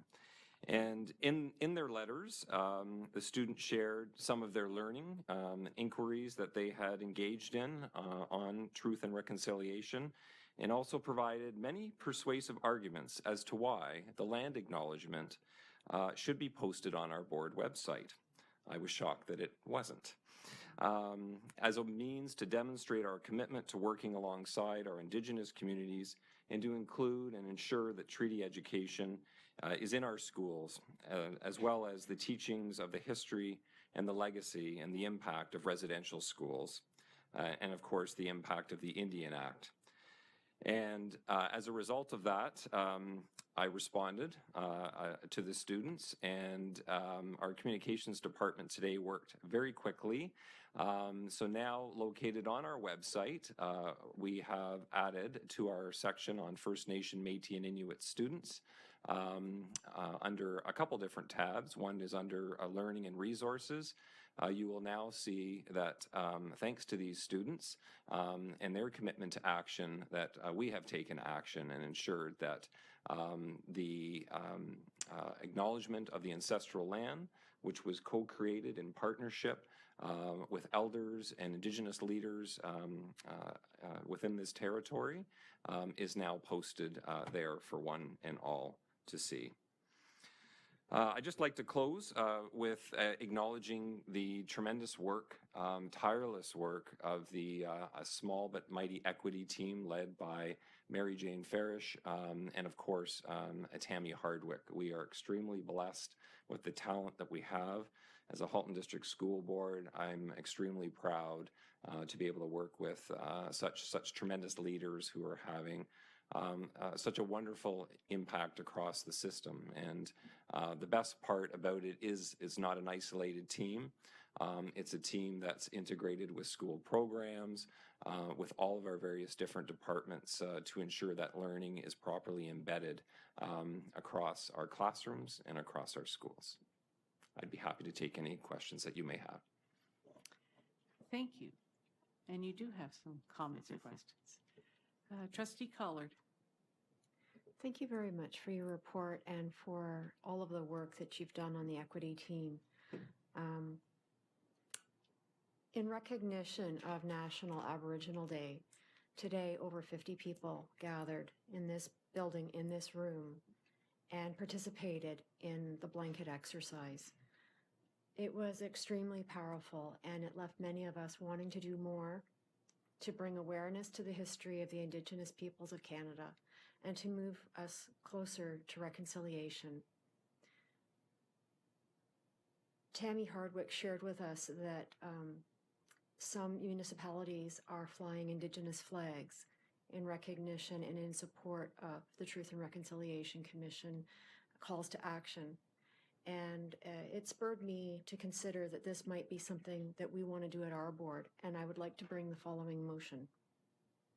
Be it resolved that the director be directed to contact the Indigenous Education Advisory Council with the intention to consult with them regarding the potential use of Indigenous flags on board premises with a report, including any recommendations to be brought to the board by the first meeting in October 2017. And I would be looking to waive the rules to deal with this tonight, if I could get a seconder. So there is a motion on the table to waive the rules to deal with a motion tonight. We need to waive the rules before we can actually put the motion on the table to deal with it. So Trustee Collard's made a motion to waive the rules, seconded by Trustee Grevens. Is there any discussion on waiving the rules to deal with this item tonight?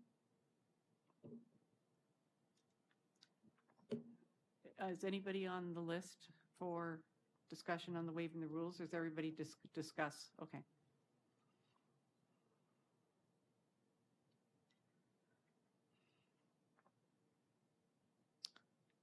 All those in favor of waiving the rules?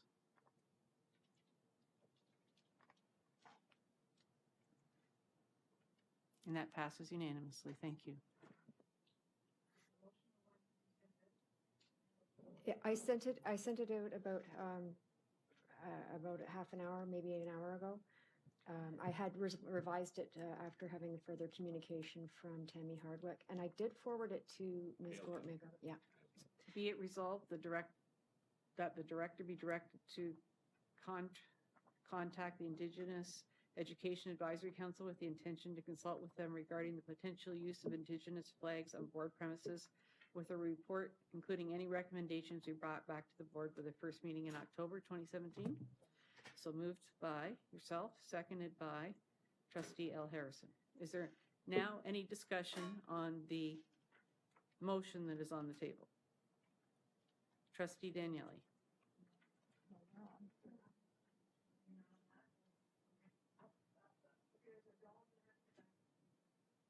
Sorry. Is there anybody who wants to discuss the motion that's on the table? Trustee L. Harrison. Okay, so there is no discussion. All those in favor? So, Whoops. Previous. sorry, could I just make a quick comment? Go ahead. If that's okay. Sorry to interject. I appreciate the motion. I'm wondering about the timing, only from a perspective of our Indigenous Advisory Council, getting that group together and consulting with them in a meaningful way may be difficult within that time frame. We might be able to bring a report back by October, just depending on when those meetings will fall. I know over the summer they likely won't be occurring.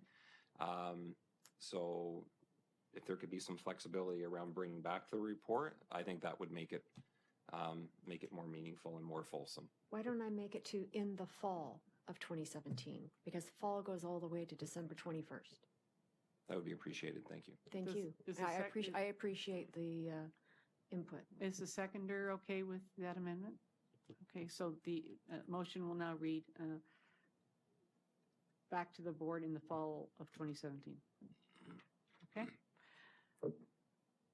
All those in favor?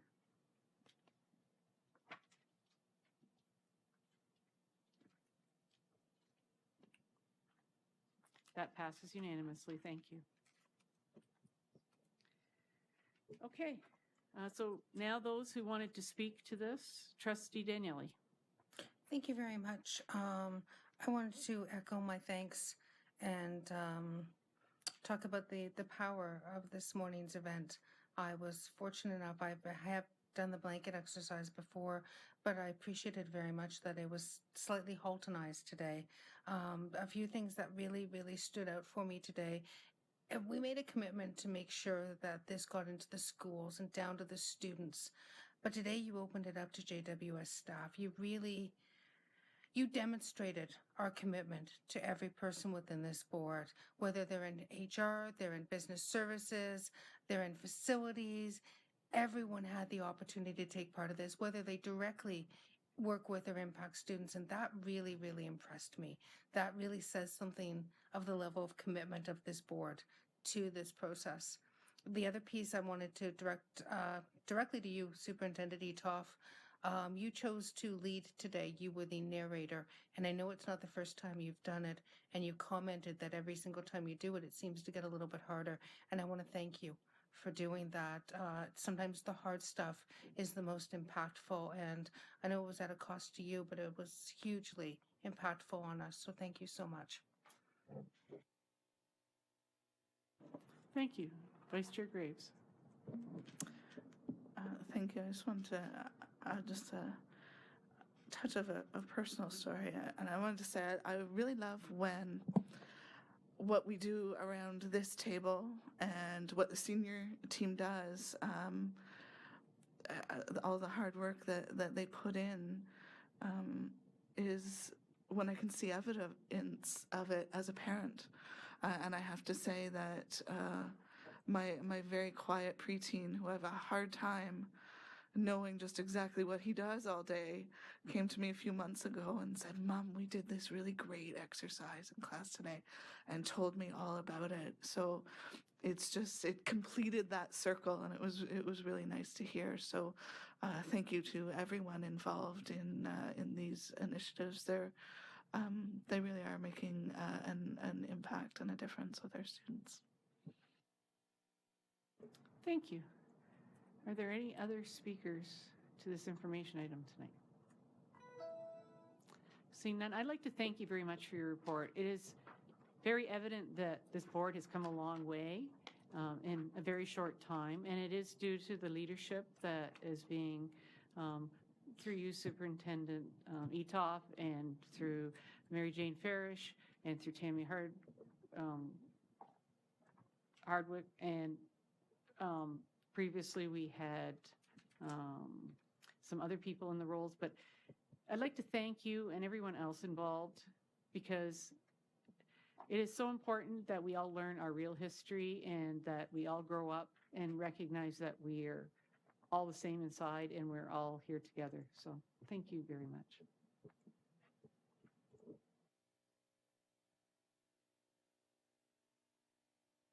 Okay, so our next item is the Capital Priorities Update, Report 17081, Superintendent Bierman and Mr. Ranzella, page 96 of your board package.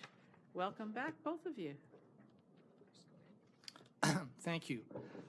As trustees recall in years gone by, once the LTAP was approved, it kind of coordinated with the timing of capital priority requests, and which have been requested to be submitted by the board by boards to the ministry by mid-July, as was the case last year. We only received the capital priority requests on June the 12th. The memo is attached. And and the ministry's requested that we submit capital priorities by September the 8th. Given the time frame in terms of the LTAP being approved, and also assessing the details of the requirements of the capital priorities, we, at this point in time, have not created a list of capital priorities. We have identified in the report the capital priorities as outlined in the LTAP, being the new schools in Milton number 11, North Oakville Northeast number 2 public school, and the new high school in Northeast Oakville, as well as renovations and additions to Nelson and MM Robinson. In order to kind of assess the impacts of the requirements of the capital priorities, we're over the summer we'll be looking into greater detail if there's into the requirements of those projects, especially MMR and Nelson, to kind of maybe focus some of the costing and look at if there's any other projects that we can include. The list has been expanded to 10 this time around. Last year was 8. And I should point out that in years gone by, the ministry had kind of 2 times in terms of funding. It was in the fall or July for submission of capital priorities, and then in early February submission of what is referred to as the school consolidation closure funding. They've run out of money with the SCC funding, and now have kind of dovetailed some of those funds back in the capital priorities, which now will come out once a year. So it's imperative that we put our names in to receive funding for those capital improvements, especially at MMR and Nelson moving forward, and any other projects. So just to let trustees know that we will have a report before you at the first meeting of the board on September 6th, identifying the capital priorities that are going to be submitted for September the 8th.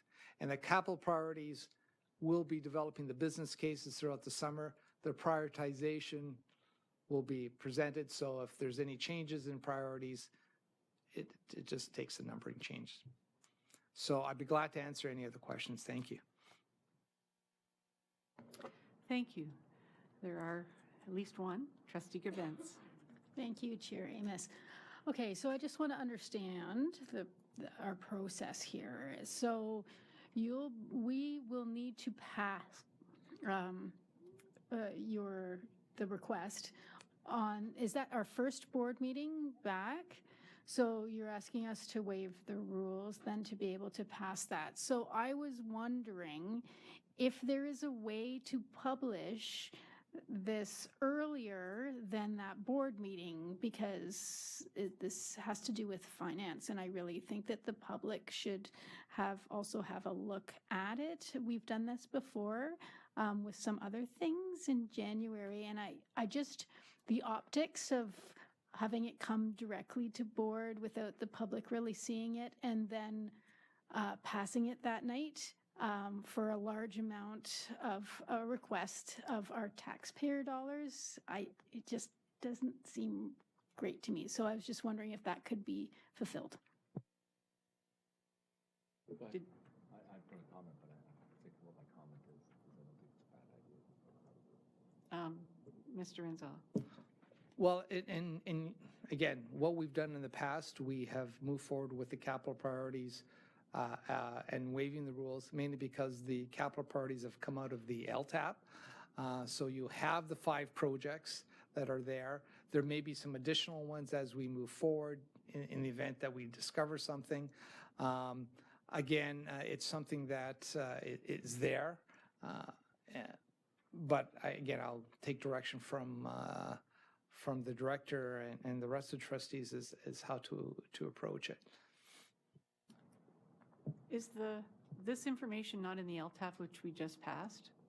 Yeah, all the projects, there may be some additional projects that we may discover moving forward. The only thing is we haven't prioritized those 5 projects in terms of the new accommodation pressures and the additions, renovations to MMR and Nelson. So that is, there may, like we've done in the past, sometimes we've added another project if we see that it fits within the parameters of the ministry request. But generally speaking, the major projects are identified here. We haven't got a costing. I couldn't tell you what they are at this point in time, and we'll have some time over the summer to do that at least. Director Miller. Through your chair, Amos, to Trustee Grabentz, yeah, I understand the circumstances of which you talk. It's even more complicated because we normally release publicly the board material on the Friday prior to, and that's the Friday prior to the long weekend. So I have no issue with the intent. I'm just not sure how we do it, like when we could get it out publicly. If it's okay with the board, if they could leave it with us to see if we could figure out how to do it. We certainly understand the intent and actually support the intent. So we could sit down and figure out how we could do that so it could get out there a little bit. You want to do a follow-up? Go ahead. I was just wondering if you could give us a time frame of when you'd be able to get back to us with that potential plan. I can get back to you next week. Thank you. Trustee Harvey Hope. Thank you. Through you, Madam Chair, to the presenters. So I was looking at, I have no issue with the table 3A, 3B, plus whatever comes out of the summer of all the extra work everybody's going to be doing going forward.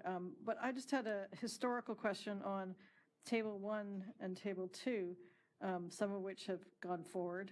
The Oakville Northeast School number 2, we need to somehow turn up the heat. I realize you're saying it's only once a year, but they don't say no. If they say no again, we may have to borrow money to build our own school. I mean, there's nowhere to put them. Anyway, and then the other question, the actual question is for Brookville and Robert Little and Oakwood and Robert Little on the bottom. What happened once they said no? Can you remind me how we have gone forward? And I thought Oakwood is getting an early years center, so they just didn't fund it? Or they No, funded it somewhere else? original, excuse me, through the chair to Trustee Hope, they eventually funded it. In the initial go-around last year, when they made the announcements in the fall, they didn't fund it, and then in January, they funded it. They came back and funded it. And again, it was just an ask for Brookville and Robert Little because of the request. We decided to put it in, and we refused funding. I do want to point out, yes, the ministry has now delayed the approvals or the submissions of funding for capital projects until September 8th. I'm hearing that they will not make announcements for new capital until January of next year. And I think a lot of it may have, some of the comment was that it's because of their rural review of school closures and their provincial roadshow in terms of getting input. But I would strongly suspect it might have to do with the upcoming election and making sure that these new schools are up front as part of that. So, or January, who knows? They said early in the new year. Trustee, your Vice Chair Graves. Thank you. There were some announcements this week, I believe, of capital projects. And is that just a continuation of our last year's capital projects?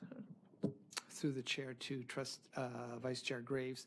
Those are the fund projects that were submitted by boards through the SCC funding, school closure and consolidations.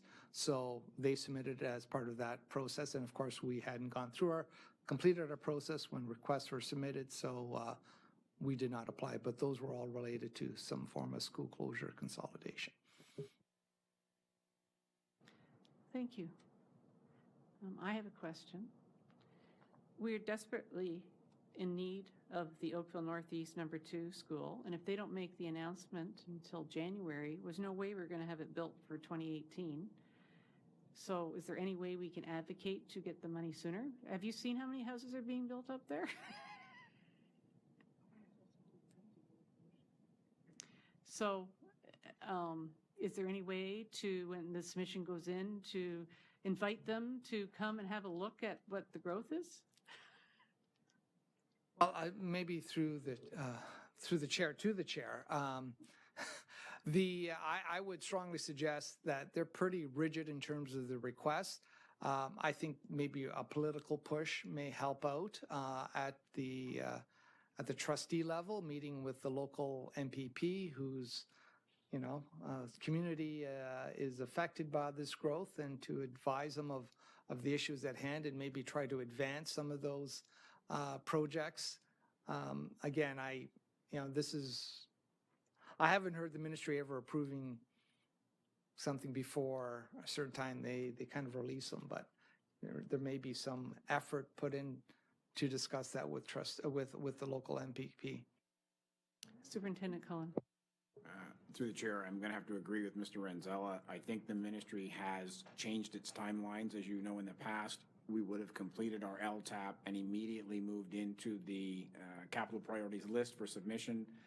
We would have anticipated approvals in September, not submission in September. So this is a departure from the previous cycle, which will cost us at least a year on this. And as you know, when we put this particular school, the Northeast Oakville one forward last year, we had hoped to have it approved at that point, and we're quite surprised it wasn't. So this is a pretty considerable setback as far as timing goes.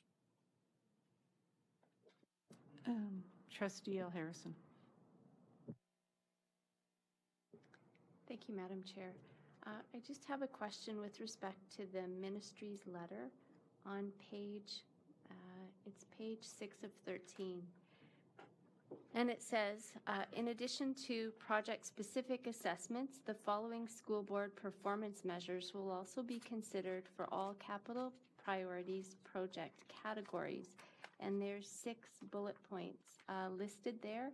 And I was just wondering whether there's transparency in terms of how the school board is assessed on those particular points. I mean, if I look at number 1, school boards demonstrated willingness to participate with coterminous school boards in joint use school opportunities. So that's a bit of a sticky one. And I don't know if that's one of the criterion that are being used to determine which projects get funding. I just wonder if we know how we stack up on these things here. The ministry, and I look to Superintendent Cullen, but they have never divulged any real specific reasons or detailed reasons as why we didn't get funding. The typical response has been, well, there's so many people that are applying, and sorry you didn't get it. I know the issue of the coterminous board joint projects. Remember, this is province-wide. It's, let's not kind of look at it in the Halton perspective. Province-wide, there's a lot of schools, a lot of boards. There's 71 other boards looking for funding. And if they're looking for funding as part of school closures and consolidations, there's opportunities there, especially in some of the rural communities and smaller municipalities where, they're looking at closing a school and looking at building 2 schools, and they're really trying to push that effort in some of those areas.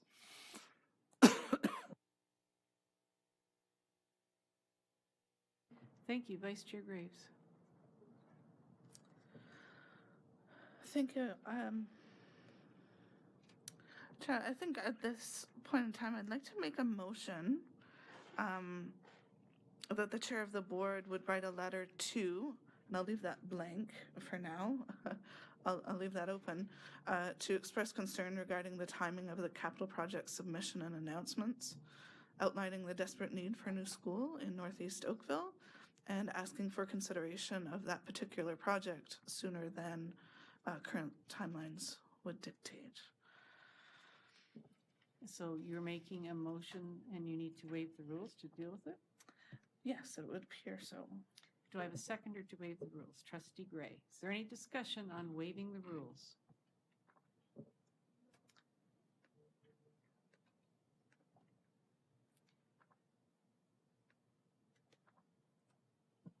We're just waiting for the voting to catch up. Okay. Is it, you want me to waive the capital priorities timelines? Is that the one? Okay. All those in favor of waiving the rules?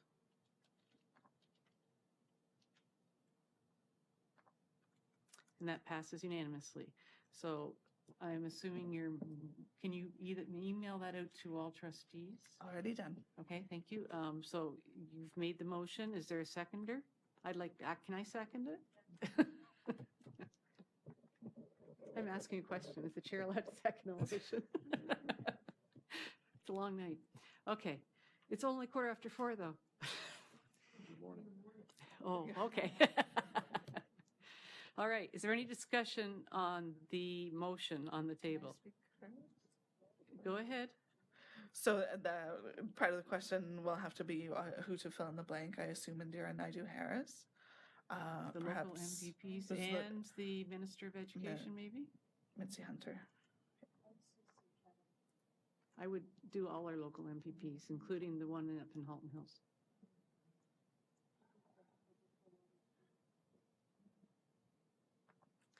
Is there any other people we should be sending it to? The Premier?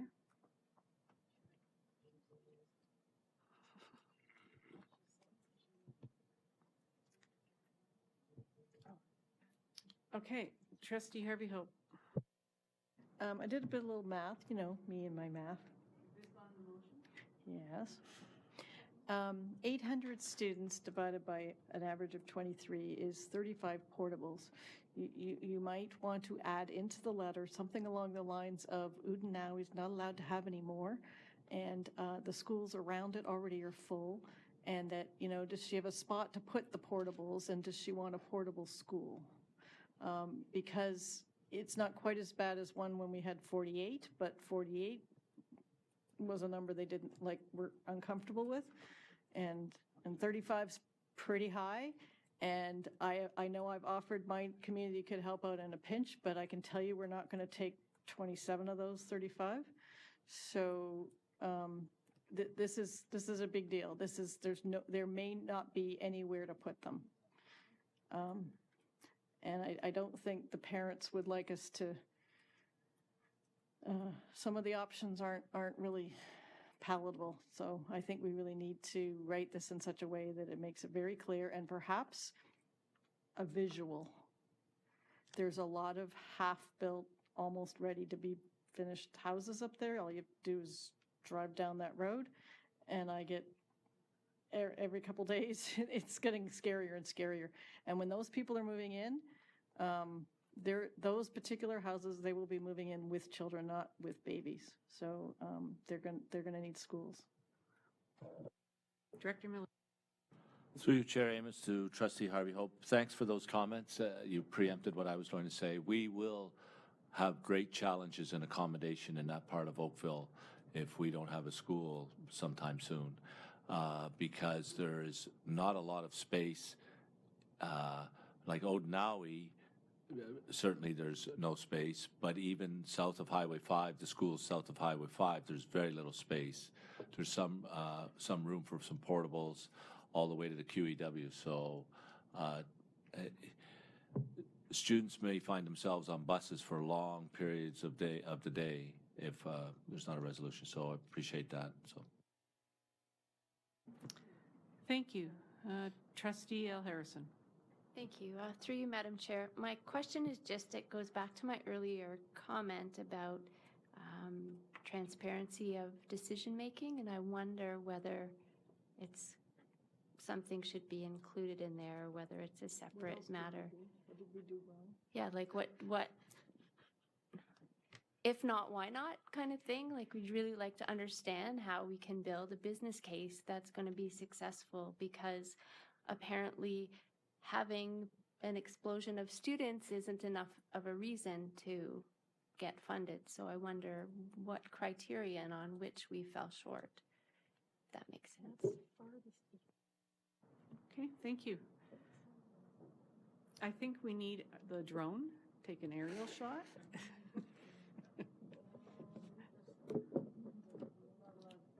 Anyways. Okay, so any more discussion on the motion?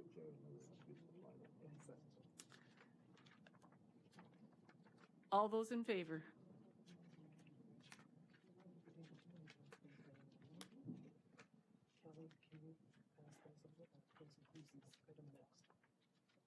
Okay.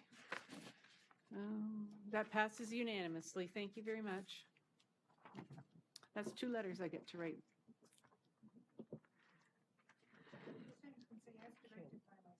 As directed. Well, no, the vice chair directed me, right? Could you send that to me as well, Kim? Yeah, I was just realizing that I hadn't copied that. Okay. So thank you very much.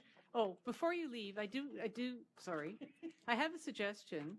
Since the LTAP has now been approved, and we have concerns about sharing the capital priorities that are right there now, can that be not tied into when you send out the letter to people and we make the press media announcement that the LTAP's been approved, that these are the capital priorities that are from the LTAP currently, and tie it in that way so that it's out there? Well, because it's part of the LTAP, right? So I'm just thinking as a way of getting it out there now. A suggestion. Take it or leave it. All right. Well, thank you very much for all your hard work with this, and we'll see if we can apply some political pressure, and we'll let you know how it goes. Thank you very much, Mr. Renzel, Superintendent Bierman. All right. I guess you're still up, are you? So just a minute. Where are we in the board package? There's an additional report that supplements the package. Okay, so bell time revision report 17070 revised, Superintendent Bierman, page 114, plus you received the extra report which goes with it, and Superintendent Newton. Thank you, through the chair. The first report, 17070 revised, it reflects a small change under W.H. Morden. Initially, it had listed principal request and route efficiencies. So it's just to clarify that the reason for the change was route efficiencies. And I'd be pleased to answer any question on this report.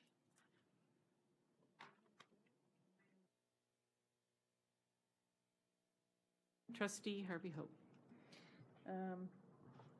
Thank you, Madam Chair, through to Superintendent Bierman. I have a comment, I guess. We've been talking for years that high school should not be starting earlier, and Craig Kilberger is going even earlier. And I understand why they're doing it, but, and they're making elementaries later and later, which is then forcing daycare situations. So, I mean, I just wanted to make it known that I'm adamantly against high schools starting at 8 o'clock and elementary starting at 9:15 in neighborhoods where, you know, I can kind of, there's certain neighborhoods where that just isn't a good idea, in that you're basically forcing people for at least 2 hours of daycare preschool. I don't know what the solution is, but it feels to me similar to what we had years ago when the board changed how we did kindergarten for busing and not for what was good for kids. And I understand the logistics. I understand why we have to schedule all these buses, but maybe it should be, we're going to have to set some parameters if this keeps getting to be what they suggest. I understand taking the 10 minutes out. I understand trying to make all the things. I mean, 8 minutes is a strange request to me, but I am sure that it means something. It's probably, something gets out and they need to clear or get in or whatever. I understand that too. It's just that the parameters that they're using to then fix the problem seems to me making the problem worse.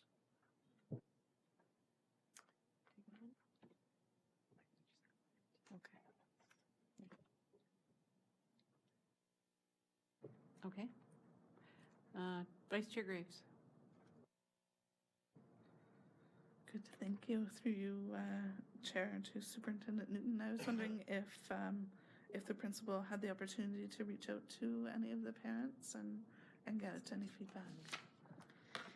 Through the chair to Trustee Kim Graves. So this is the additional report in terms of Boyne. The principal at Boyne did reach out to the co-chairs of Boyne in asking about this amendment to bell times, and they are in approval of doing so and circumventing the current system. What resulted in this was a study. As you know, the transportation folks worked diligently all year, and in their findings were able to find efficiencies that would eliminate the need for 4 drivers, which we have difficulty securing, and 4 buses for Boyne if we were to start 20 minutes earlier in the day of their schedule. And so while normally the procedure is to consult with the entire community, it was felt that the principal was in support, as so it was the trustee, as well as the two chairs of the council that reached out. So we would like to support this piece. And in light of the fact probably that we'll be adding more buses to Boyne in the very near future, as they're registering 6 to 20 students a week. Go ahead. Thank you. Yes, my follow-up is anyone who knows that intersection of Farmstead is there's not a lot of space for buses to turn, and they're backed up as it is. So eliminating 4 buses would be, I think, welcome in the community, and as would I think as well an earlier start time, given the 9:15 start, and it. I'm glad that he reached out to the school council and has their support. That's fantastic. Thank you. Thank you. Are there any other comments or questions regarding the bell time report? Seeing none, thank you very much for bringing us the report tonight. So our next item is the capital update report 17082, Superintendent Cullen, page 115 of your board package. Welcome, Superintendent Cullen. And if I can get some technical assistance. Is this on? Oh, here it comes. I thought I was sleeping. What? Oh, hang on. Really? That's not a USB port. That's why. My trusty assistant. As part of tonight's presentation, we actually have some current photographs of both Martin Street and Kielburger, the 2 projects that are underway. So I thought I'd bring those as a bit of a distraction from the rest of the report. Happy to take any comments or questions. We have included the portable listing as we know it at this point in time. We did indicate that we would be doing that, and of course that list does tend to change over time, and it's our way of just keeping the trustees up to date as to what we are working forward with. In many cases, applications for portables that may or may not be placed, but if we don't apply for them, we'd be too late for September. So we do go through the application process as we go. And I think if we can get this laptop on the screen. So this is what Kielburger looked like this morning. This is the 10 classroom addition that's going on the south side. Footings and foundations are all complete, quite an extensive bit of work. And that snorkel that you see there is actually the pump truck pumping the concrete into the base of the footings. That's the safety fence is the first thing, so don't confuse that with the rest of the steel. All the structural steel reinforcing rods are in place, so that's where so that's basically ground level, just starting. So this one is probably not going to make a September opening. The school's aware of that, but it will be into the early part of the fall. And if you can kick us over to the Martin Street one. Martin Street, I think, is a little more impressive, but that's just my opinion. So you may recall that the original facade of the original school had to be retained as part of the heritage building conditions that were in place. Not only did we retain it, but it's virtually been rebuilt. So the windows that are in place, they're actually new, but are made to look old. All of the mortar joints and things have been refurbished, along with some of the cornice work. The doors will be replaced. They're being refinished right now. And you can see behind it is actually the new part of the school. So the combination of old and new are there. Go ahead, Gordon. That was fine. That inside what is the library. So that older part of the building is actually the east wall of the library. And we kept the interior entranceway. So that brickwork that you see there and the doors have been refinished in that area. So that's actually making up part of the library. The entranceway you've probably seen in several of our schools, a relatively similar design. So this is the in front of the office and gym. So sort of the foyer area of the school. The gym looks like this today. This is June. Think it'll be ready by September? I think so. Anyway, that's the condition that we have it in at the moment. Classrooms are virtually finished. All the new furniture has been delivered and not unwrapped or set up. It's just sitting there while the finishing touches take place, but basically everything else is in place and ready to go. Science. And that's it. So Martin Street's actually in very good shape, obviously, for this being June, which means if you start at the right time, you can open on time. Happy to take any questions related to those projects or any others on the list. Thank you. Wow, that looks awesome. Trustee Harvey Hill. The new builds look nice. So on another note, portables. So I took a look at this portable list, and I note that Ward 3 is getting 5 portables, which is, I guess, 100 kids. So I wondered if, and I noticed that most of them are coming out of Forest Trail, so I presume that's a lot to do with the 2 to 8 happening. And the other school in my ward is losing one. I'm hoping you're going to take one of the old ones and not take that brand new one that just got put up. That's nice. And anyway. And then the other thing is, I'll do my standard every year, James W. Hill, the portables keep getting put in the wrong places. Perhaps someone could maybe point out where they are supposed to be put. And I might yell harder if they put them again in the wrong place, because I live across the street. So I'm not sure where they're putting number 5 and 6, because number 4 was put in an awkward spot, and 1, 2, 3 were not left room for 4, 5, 6. So I'm a little worried where those 2 are going, and surprised that we're actually needing 2. But there may be some reasonings for that. And then also with Maple Grove. So I don't know whether there is that good neighbor policy. I had somebody last year when we put the 7th one at EJ, the nice brand new one, and did not know it was coming and lives 10 feet away from it. And so I'm wondering whether there is a way that we can actually, for new ones versus just an extra one along the line, a list of ones, actually at least the trustee get the site plan that says it's going here, so that if they do get phone calls and says, what's the construction noise or whatever, we have an idea that, oh yes, it's on the west side or the south side, and it makes some sense that it's going there. Versus these schools, like in some, that they just keep adding one every year on the long line of portables. Some of these schools haven't had portables in a long time, and my ward thought they wouldn't actually need them. Through the chair, Trustee Harvey Hope, I would say that at this point, the list still is somewhat flexible, and that's why we've got the architect working on it at this early stage to determine precisely which ones will come out. So back to your comment about which portable may come off a particular site, it really depends on how they're connected. So the electrical supply coming into the first, second, or third may have an impact on which one comes out. Access to them may also have an impact. So we don't go in and pick out the best or the worst portable. We pick out the one that's most reasonable to disconnect from the nested group and remove it from the site. And we will, in fact, have that conversation with the principals on site. We could certainly share that with the trustee when we get to that stage, as we could with where they're going to go as well. So again, the architect team works on precisely that, determining where they should sit, and they do that in conjunction with the school. To your comments about the good neighbor element to this is an interesting one, because portables were the lightning rod for this particular exercise many, many years ago when we used to make application for portables. It was probably the most controversial element of going to the approval at any municipal level.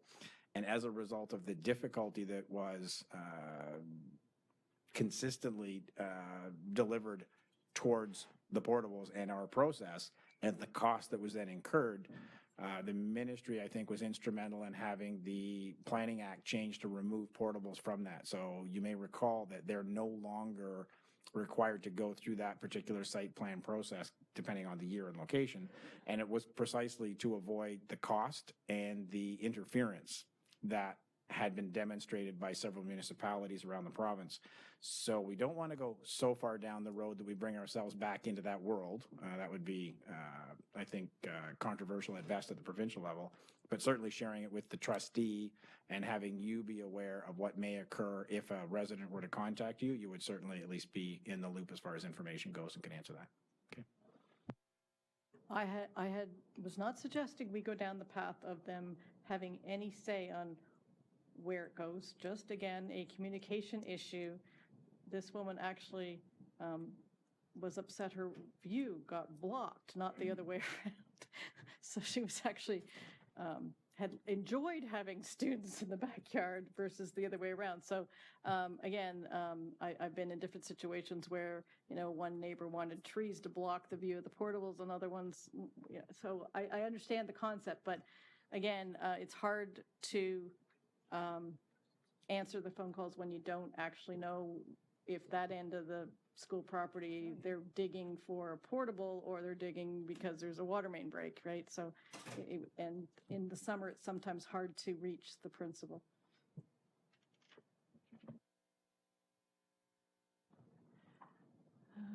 And seeing no further speakers to this, thank you very much for your report. It's always good to know all the great things that are happening in our system. Thank you very much, Superintendent Cullen. Okay, so we're now up to the Program and Accommodation Implementation Report, 17083, Associate Director Vogue, on page 118 of your board package. Welcome back, Associate Director Vogue. Thanks, Madam Chair. Through you to trustees, though I'm behind the microphone here, this report really represents the thinking from the senior team, so others may decide to weigh in here as well. This report really is just to provide for trustees some initial steps, some initial actions with regard to the implementation of the PAR recommendations. I'm hoping that trustees are getting a sense of some structural pieces that are in place, a steering committee to kind of help guide all of the PAR recommendations, followed by, and closer to the action, the integration committees, so one in each affected area, Bateman-Nelson, Pearson MM, and Burlington Central with the IB transition, as well as the work in Aldershot. Within each of those areas, of course, subcommittees are going to be part of this work, as there are pieces of the work that impact human resources and program, facility, and there'll be other things, student transitions, there'll be other things that surface as well. We haven't provided a ton of specifics at this point because, again, once the committees that are a little bit closer to the school communities are up and running, they'll have a lot of input, and we'll have the specific school community context in mind as well. So they'll help generate some of this work, and we'll provide some more specifics. Timing, timelines, again, each of these projects will run at a slightly different time frame, so we haven't mapped that all out yet, but again, once we're back in the fall and the committees are up and running, we'll be able to provide some more specifics. So I'm happy to answer any questions. Director Miller will answer questions, and perhaps other team members can answer questions as well if trustees have Thank questions. you, Director Miller. Thank you, Chair Amos, through you, Chair Amos, and thanks, Associate Director Bogue. This, as Associate Director Bogue mentioned, this is the preliminary work. It's the beginning of the work. I would like to say at this point that the superintendent that will lead this work, the superintendent that will lead the steering committee, and then be intimately involved with all recommendations of the PAR and the implementation of all recommendations in the PAR will be Superintendent Blackwell. Terry Blackwell will lead this work, and she's already started to put together some schedules and timings of committee meetings and initial thoughts.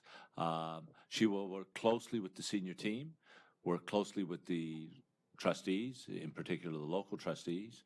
We'll work closely with the community, the staffs of the schools, and be involved in all aspects of it. So perhaps Superintendent Blackwell would like to make a few comments before we go to questions, if that's okay.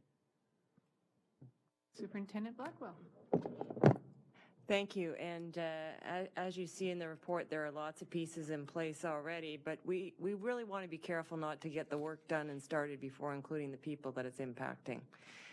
So when we come back in the fall, immediately, we will be getting those integration of the smaller implementation teams together and committees formed, and welcoming people, as we heard tonight from the community member from Lester B. Pearson.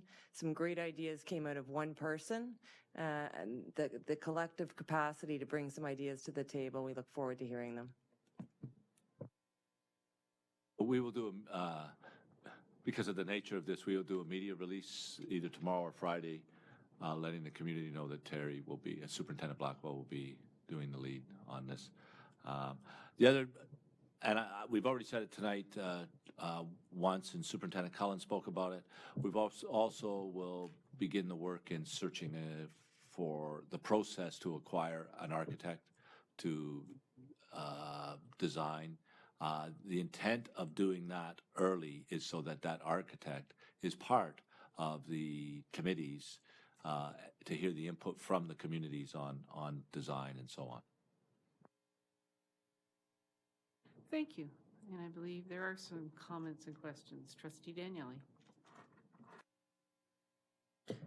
Thank you very much. First, a quick suggestion.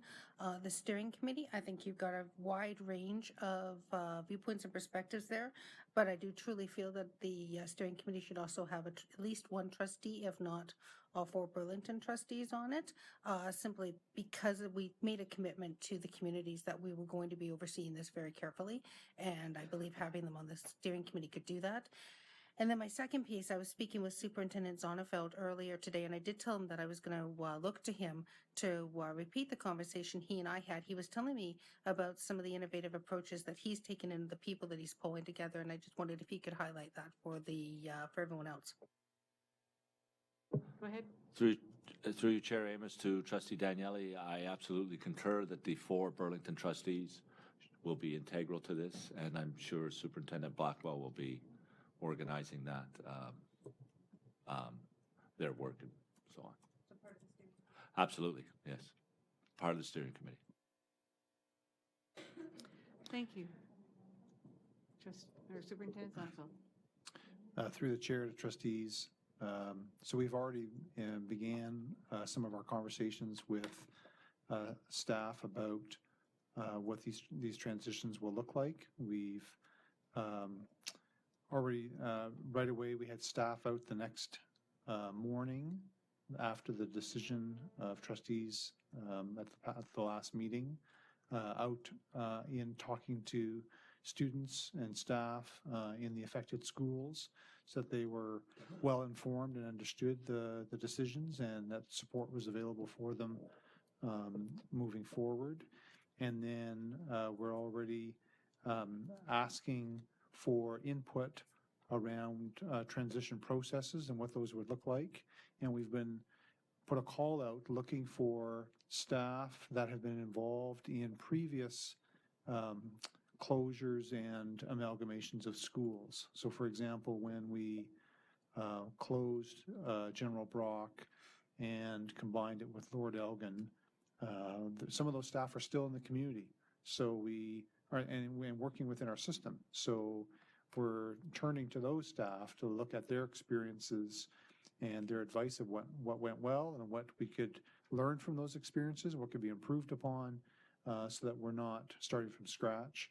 And we've also reached out to other boards such as Hamilton, who have recently undergone some of this similar work in closures and consolidations, and some of their learning of great practices. So that in essence, we're not reinventing the wheel. There's some great things that have gone on, and we can learn from some of our past experiences and from other boards. So that's already in motion. Thank you. Trustee Collard. Thank you. Thank you actually to Trustee Daniele that I was going to make the same point, and I was wondering if that could be reflected in the minutes that the 4 Burlington trustees will be included in the steering committee for this. I'm also very pleased to know that Superintendent Blackwell will be taking the helm on this. I know that she's familiar with the communities, and I know that she will do excellent work. So I'm very much looking forward to working with her on this, as much as I was hoping not to have to. I know that good work will be done. So thank you. Thank you. Trustee Pappen. Thank you. My first question was around Trustee Daniele's comments as well about having the 4 trustees on the steering committee. My second question has to do with the integration committees that show that there will be 1 trustee, and I'm just curious if there would be 1 from each school.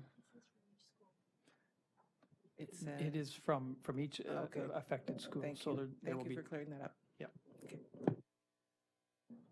Thank you. Trustee L. Harrison. Thank you, Madam Chair. 2 things. Firstly, with respect to the steering committee, the report indicates that subcommittees may be created as needed, and I was just wondering or thinking that it may be handy sometimes to involve external parties as needed in those subcommittees. For example, our industry partners that have generously funded shops in the past.